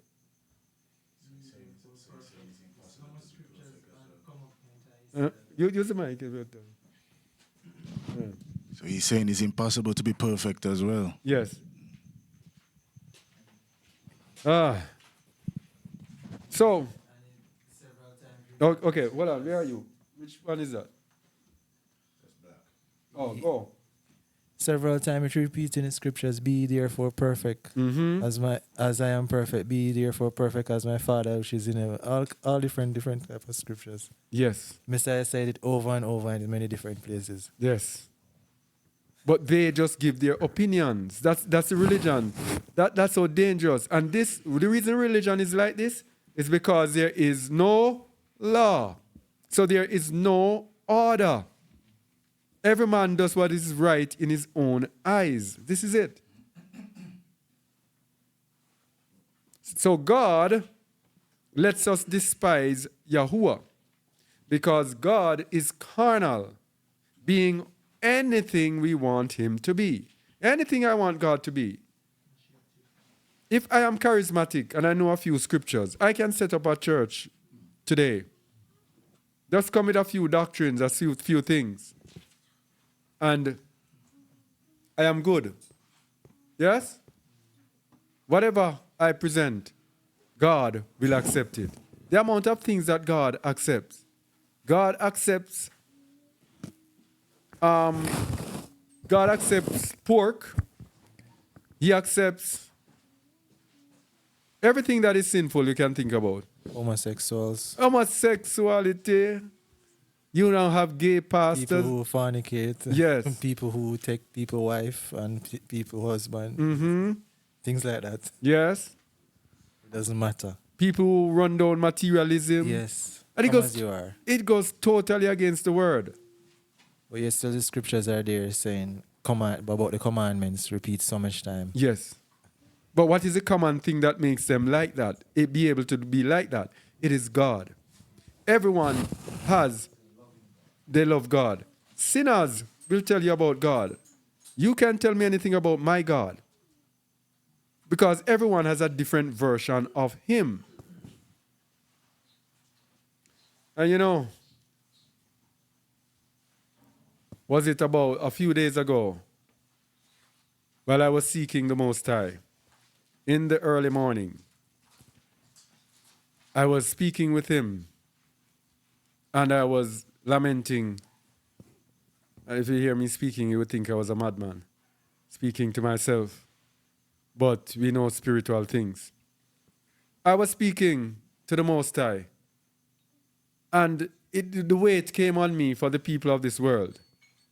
Because the people of this world, they just don't want to hear Yahuwah. They don't want to hear anything to do with him. They don't want to have anything to do with him. So I was lamenting to the Most High and said, Father, you know, the people in the world, they have no desire for you. They only have the desire for God, because God is whoever they want him to be. Whatever life they want to live, they are good. And I was saying to him, how can we reach the people? How can we get people to even think about seeking you? And then, when I finished, I went to sleep for the rest of the morning. And the Most High gave me a dream and answered me right away. And he said to me in the dream, it said, let me get down to the Bible. He said, Jacob shall rejoice, and Israel shall be glad. And then, when I was about to awake, a voice said to me, chapter 13, verse 8. And when the voice came, I knew within my ruach that it was Isaiah. Something within my ruach. And as I woke up, I looked for Isaiah 13, verse 8. Jacob shall rejoice, and Yasharal shall be glad. That is, when I looked up, it was in two places. Psalms chapter 14. I'm going to show you what the Most High is saying to the world. Psalms chapter 14. Read it, please. This is what the Most High is answering me when I ask him about the people in the world and how they are not seeking him. This is what he said, verse 14. To the chief musician, a psalm of David, the fool hath said in his heart, there is no Aluah. They are corrupt. They have done abominable works. There is none that doeth good. Yahuwah looked down from heaven upon the children of men to see if there were any that did understand and seek Aluah. They are all gone aside. This is the same thing that I was saying to him. That no one is seeking you. That's the same thing I was saying to him. Verse 3 is the answer. They are all gone aside. They are altogether become filthy. There is none that doeth good. No, not one. That is why we have to take ourselves from the filthiness of the heathen. They are altogether become filthy. And he's saying, there is none that doeth good. No, not one. And you know, when you reach to this point, it's trouble. Because this is wrath that is coming. Continue. Have all the workers of iniquity no knowledge, who eat up my people as they eat bread, and call not upon Yahuwah? There were they in great fear, for Aluah is in the generation of the righteous. Ye have shamed the counsel of the poor, because Yahuwah is his refuge. Oh, that the salvation of Yasharel were come out of Zion, when Yahuwah bringeth back the captivity of his people. Jacob shall rejoice, and Yasharel shall be glad. So, you notice how many times we use Zion today? You notice it? All right. So, Jacob shall rejoice, and Yasharel shall be glad. What he's saying, that our people, his elect people, will rejoice and will be glad. But the other people, let's go to Isaiah chapter 13, because Psalm 53 says almost the same thing, more or less the same thing. Let's go to Isaiah 13 that I was given. Isaiah 13, verse 8. Look at what verse 8 says. Isaiah 13, look at what verse 8 says. And they shall be afraid, pangs and sorrows shall take hold of them.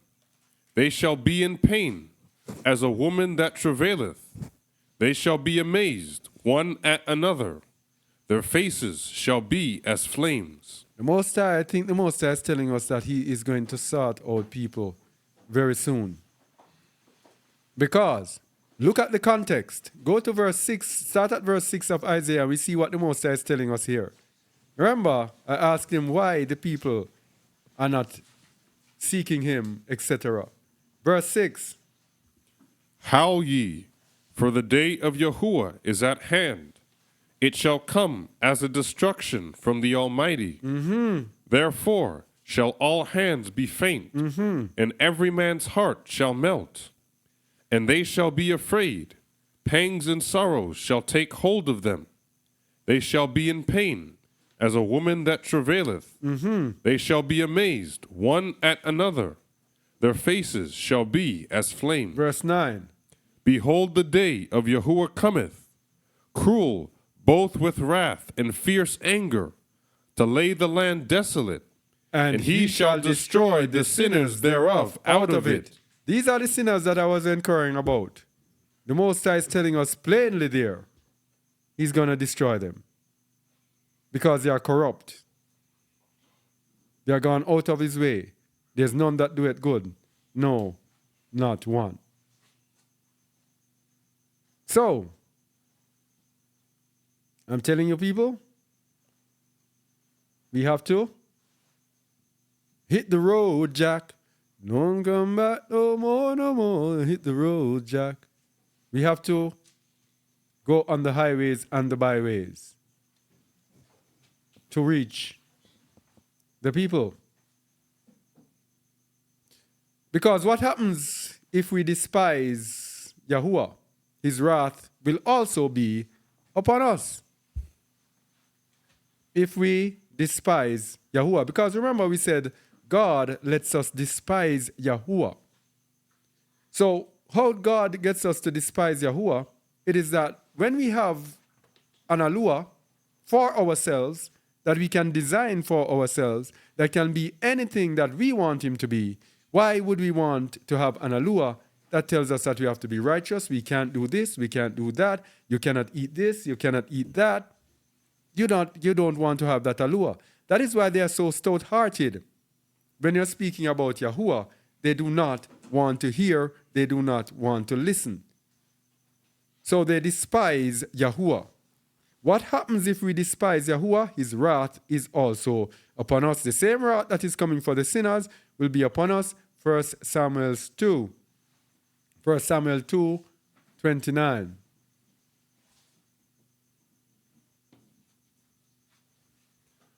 Wherefore, kick ye at my sacrifice, and at mine offering, which I have commanded in my habitation, and honorest thy sons above me, to make yourselves fat with the chiefest of all the offerings of Yasharel, my people. Wherefore, Yahuwah Aluah of Yasharel saith, I said indeed that thy house and the house of thy father should walk before me forever. But now Yahuwah saith, Be it far from me. For them that honor me will I honor, and they that despise me shall be lightly esteemed. All right. So the Most High, this was Eli, which had his sons, his corrupt sons, and did not correct them. The Most High said, I had promised you that you should walk before me forever, but no, because of your iniquity, those who honor me will I honor, and they that despise me shall be lightly esteemed. Now the Most High went on to put judgment on him. Verse 31, Behold, the days come that I will cut off thine arm, and the arm of thy father's house, and there shall not be an old man in thine house. And the Most High went on and on about it. So those who despise Yahuwah, he will despise them. So, not because you're an Israelite. If you do not honor him, he will not honor you.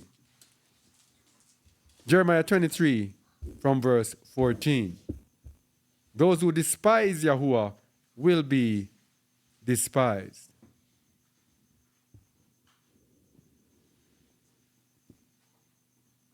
Go ahead.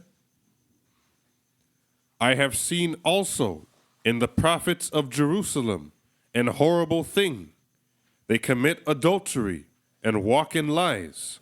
They strengthen also the hands of evildoers, that none doth return from his wickedness. They are all of them unto me as Sodom, and the inhabitants thereof as Gomorrah. These are people who are in religion, by the way.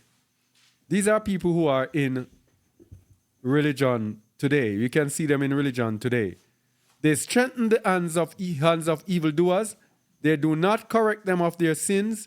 They do not try to tell them that they are wrong, so that the people will return from their wickedness. Verse 15. Therefore, thus saith Yahuwah Sabaoth concerning the prophets, Behold, I will feed them with wormwood, and make them drink the water of gall. For from the prophets of Jerusalem is profaneness gone forth into all the land.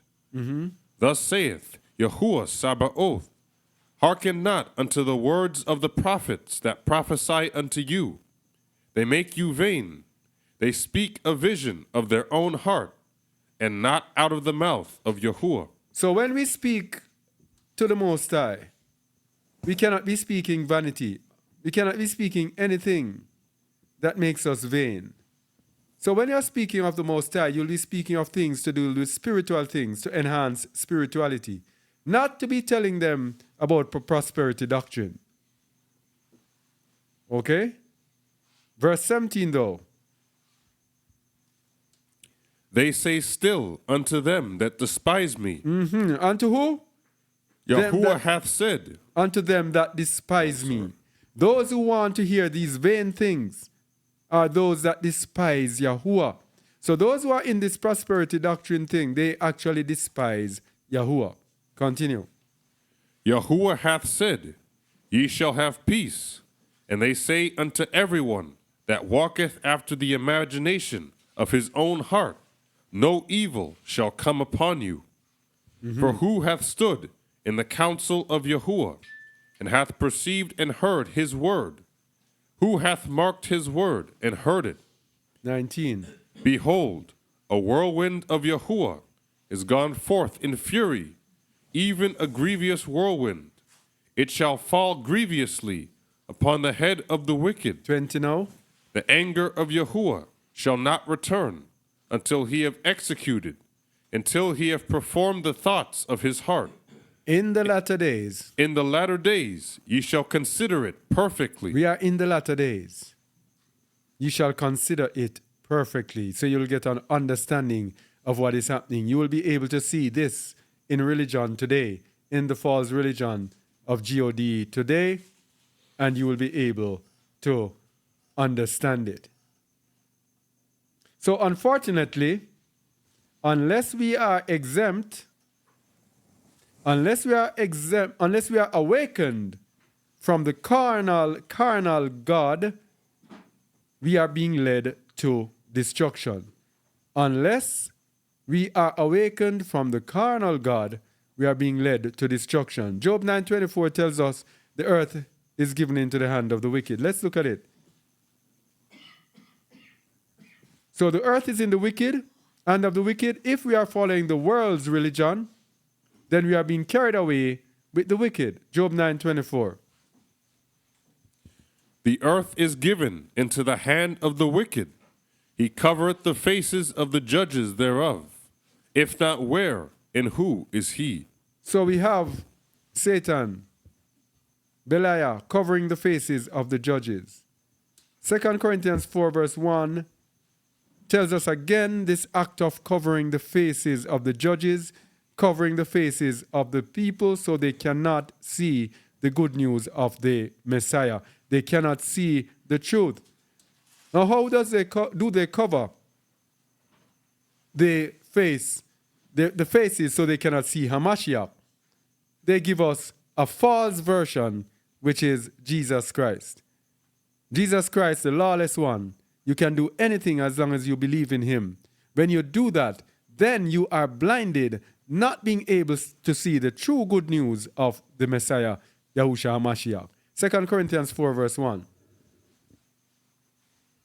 Therefore, seeing we have this ministry, as we have received mercy, we faint not, but have renounced the hidden things of dishonesty, not walking in craftiness, nor handling the word of Aluah deceitfully, but by manifestation of the truth, commending ourselves to every man's conscience in the sight of Aluah. So by manifestation of the truth, and the law is the truth, so manifesting the truth, we commend ourselves to every man's conscience in the sight of Aluah. But what if we cannot see it? Verse 3. But if our good news be hid, it is hid to them that are lost, in whom the Aluah of this world hath blinded the minds of them which believe not, lest the light of the exalted good news of HaMashiach, who is the image of Aluah, should shine unto them. All right.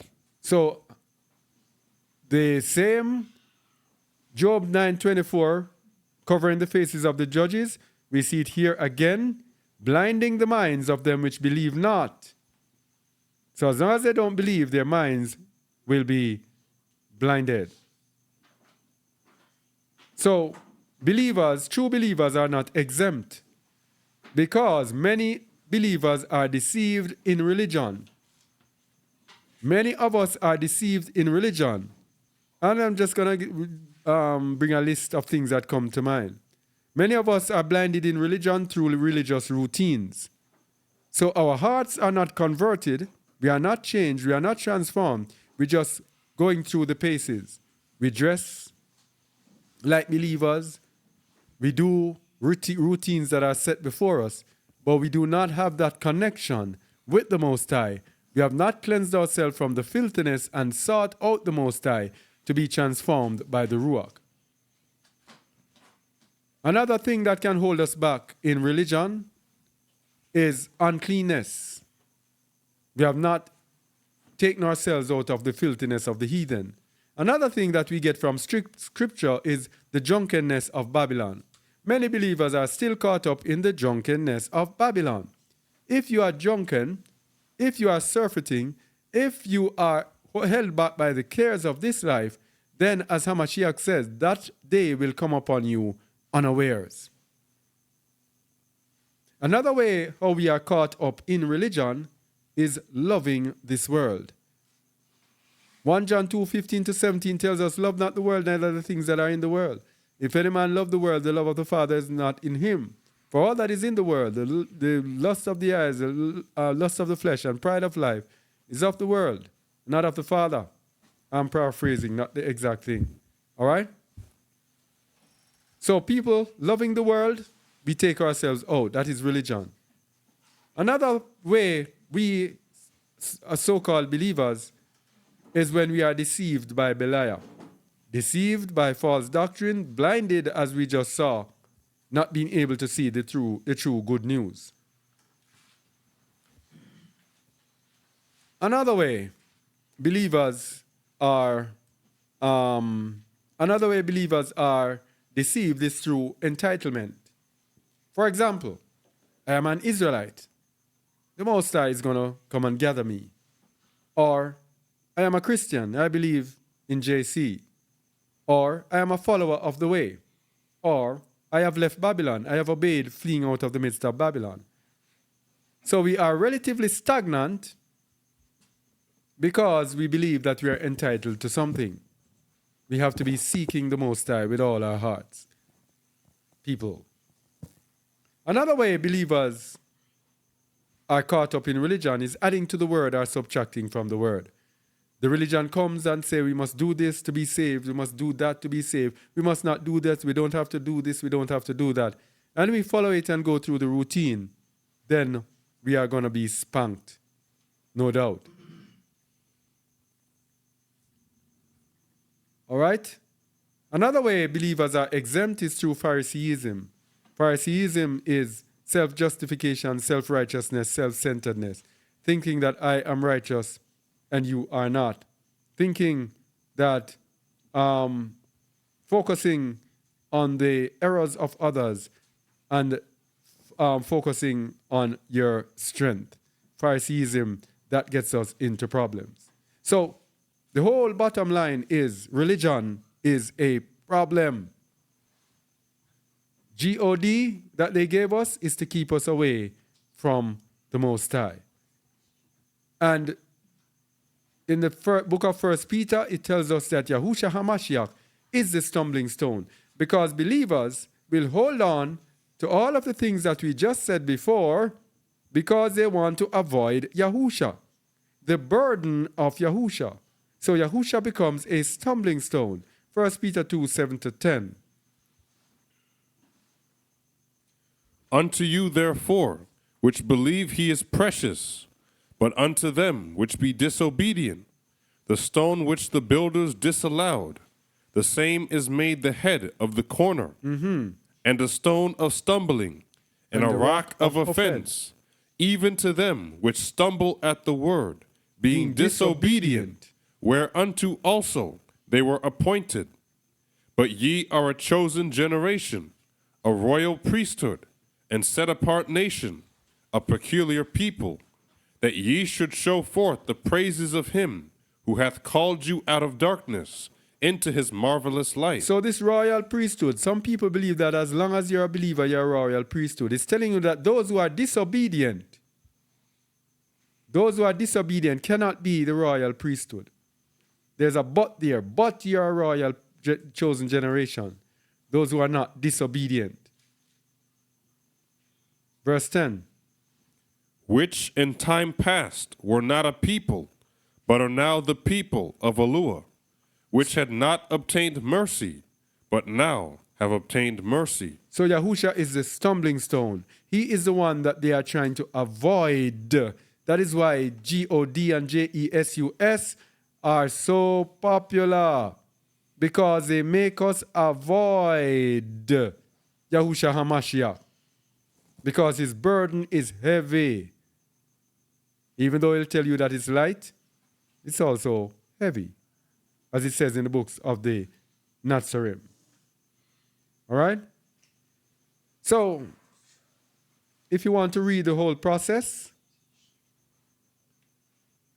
the Most High spoke of it before in the book of Jubilees, chapter 1.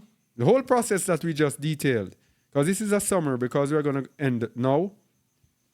Let's go the whole process with a summary. First, Jubilees 1, starting at verse 7. The Most High told Moses before all of this that we just said would happen. So when we read this, we get an understanding of where we are, of what this world is about, of what life as an Israelite is about, where we are at now, why we are at this stage, etc., etc. First, Jubilees 1, start at verse 7. And do thou write for thyself all these words, which I declare unto thee this day. For I know their rebellion and their stiff neck, before I bring them into the land, of which I swear to their fathers, to Abraham and to Isaac and to Jacob, saying, Unto your seed will I give a land flowing with milk and honey. And they will eat and be satisfied, and they will turn to strange Elohim, to Elohim which cannot deliver them from aught of their tribulation, and this witness shall be heard for a witness against them. For they will forget all my commandments, even all that I command them, and they will walk after the Gentiles, and after their uncleanness, What? and after their shame, Oh, yes. and will serve their Elohim. And these will prove unto them an offense, and a tribulation, and an affliction, and a snare. So here it is. For they will forget all my commandments, even that I command them, and they will walk after the Gentiles, after their uncleanness. That is why when we come out of the midst of Babylon, we have to do what? Cleanse ourselves from the uncleanness of the heathen. Continue verse 10. And they will make to No, themselves, and many will perish. and many will perish, and they will be taken captive, and will fall into the hands of the enemy, because they have forsaken my ordinances and my commandments, and the festivals of my covenant, and my Sabbaths, and my set apart place, which I have hallowed for myself in their midst, and my tabernacle, and my sanctuary, which I have hallowed for myself in the midst of the land, that I should set my name upon it, and that it should dwell there. And they will make to themselves high places and groves and graven images, and they will worship each his own graven image, so as to go astray. And they will sacrifice their children to demons and to all the works of the error of their hearts. And I will send witnesses unto them, that I may witness against them. But they will not hear, and will slay the witnesses also. And they will persecute those who seek the law, and they will abrogate and change everything so as to work evil before my eyes. And And I will hide my face from them, and I will deliver them into the hand of the Gentiles for captivity, and for a prey, and for devouring. And I will remove them from the midst of the land, and I will scatter them amongst the Gentiles. And they will forget all my law, and all my commandments, and all my judgments, and will go astray as to new moons, and Sabbaths, and festivals, and jubilees, and ordinances. And after this, they will turn to me from amongst the Gentiles That's where we're at now. with all their heart, and with all their soul, and with all their strength. And I will gather them from amongst all the Gentiles, and they will seek me, so that I shall be found of them. When they seek me with all their heart and with all their soul. Stop there. You see the process? When they seek me with all their heart and with all their soul.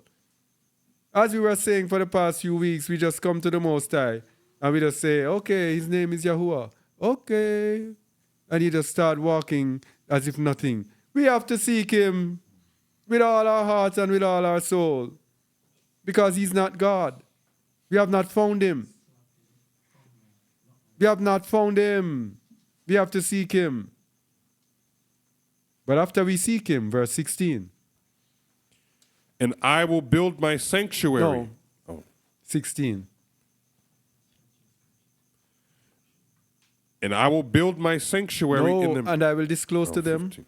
And I will disclose to them abounding peace with righteousness.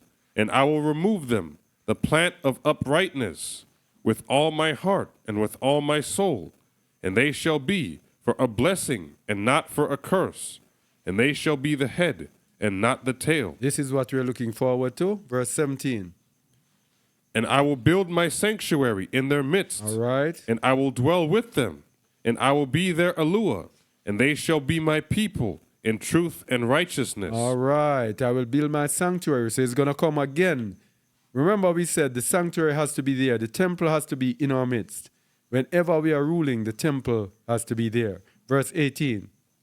And I will not forsake them, nor fail them, for I am Yahuwah, their Aluah.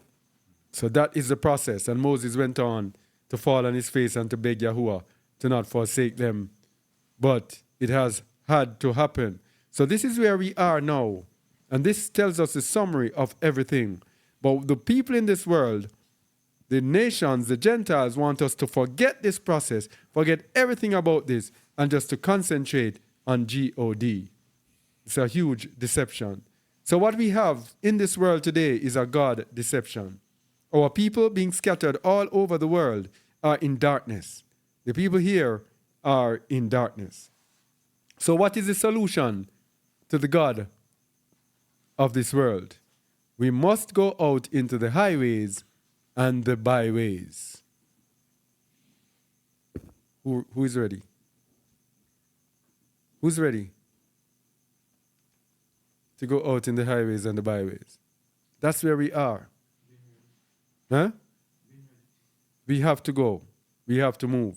Our people are deceived. Matthew 9, 35 to 38. Just going to do a few short verses to end. Matthew 9, 35 to 38.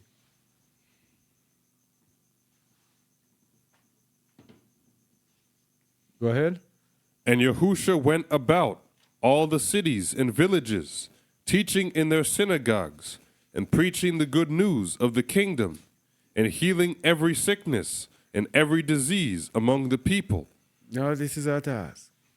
All the cities and villages, teaching in their synagogues and preaching the good news of the kingdom.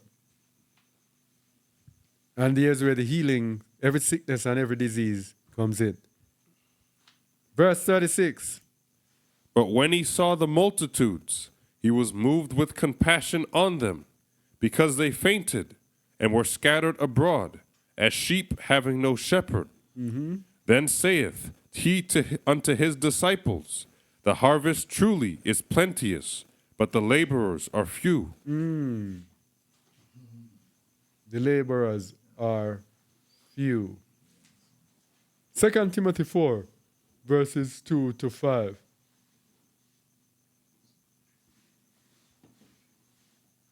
This is what we have to do. This is a task at hand. What we have to do, essentially, everywhere you go, people are going to know God. We have to preach the good news of Yahushua HaMashiach. We have to preach Yahuwah. We have to preach and let them know that the Bible is about who you are. It's about a nation and nations. It's not about a religion. It's not about God. Our focus has to be moving, letting the people know that Yahuwah is not God. 2 Timothy 4, verse 2. Preach the word, be instant in season, out of season, reprove, rebuke, exhort with all longsuffering and doctrine. For the time will come when they will not endure sound doctrine, but after their own lusts shall they heap to themselves teachers, having itching ears. And they shall turn away their ears from the truth, and shall be turned unto fables. But watch thou in all things, endure afflictions, do the work of an evangelist, make full proof of thy ministry. So, preach the word in season, instant. This is what we'll have to do. Go out on the highways and byways, watching in all things, enduring afflictions, doing the work of evangelists, making full proof of our ministry. Ezekiel 2, verses 3 to 10.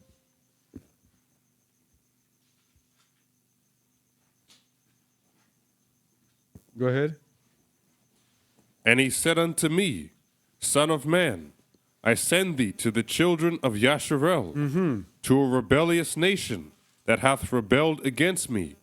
They and their fathers have transgressed against me, even unto this very day. For they are impudent children and stiff-hearted. I do send thee unto them, and thou shalt say unto them, Thus saith Yahuwah Aluah. And they, whether they will hear, or whether they will forbear, for they are a rebellious house, yet shall know that there hath been a prophet among them. And thou, son of man, be not afraid of them, neither be afraid of their words, though briars and thorns be with thee, and thou dost dwell among scorpions. Be not afraid of their words, nor be dismayed at their looks, though they be a rebellious house.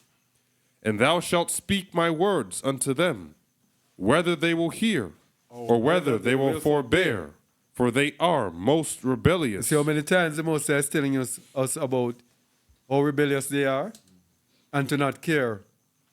Just speak whether they will hear or whether they will not hear. Continue. But thou, son of man, hear what I say unto thee. Be not thou rebellious like that rebellious house. Open thy mouth and eat that I give thee. And when I look, behold, an hand was sent unto me. And lo, a roll of a book was therein. And he spread it before me. And it was written within and without.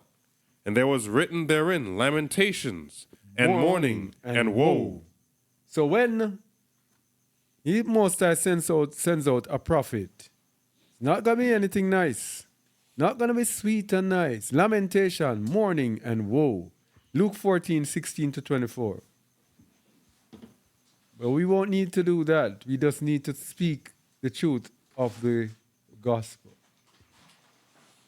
Like what, 16-24? Then said he unto him, a certain man made a great supper, and bade many, and sent his servant at supper time to say to them that were bidden, Come, for all things are now ready.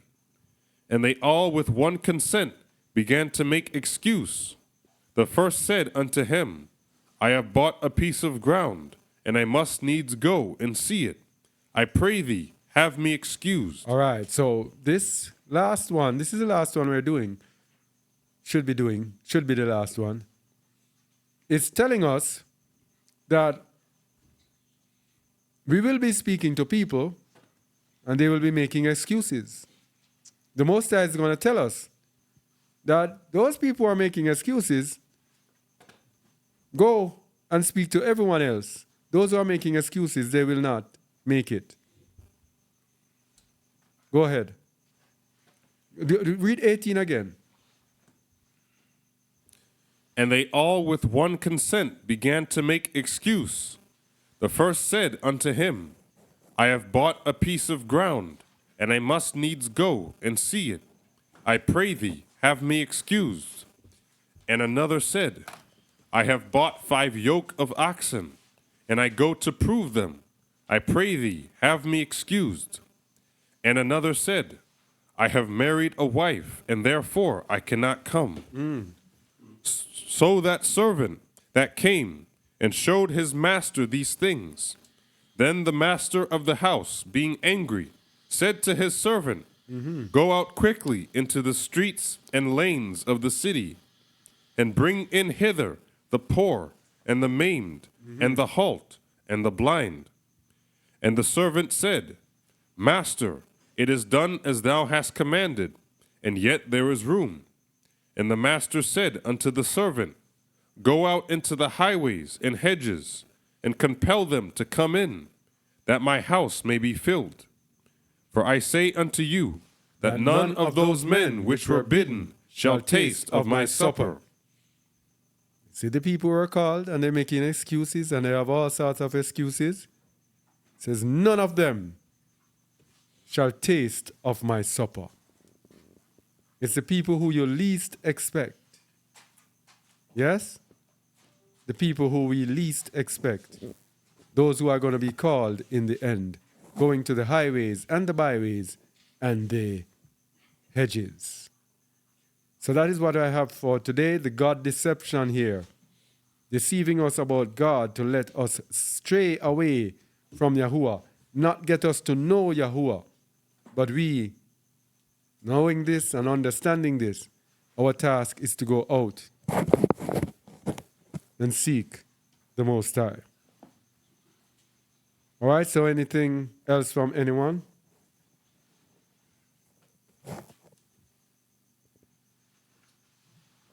George? Okay. Amikai? All right. So, Thank you all for watching, yes? Until next time, shalom.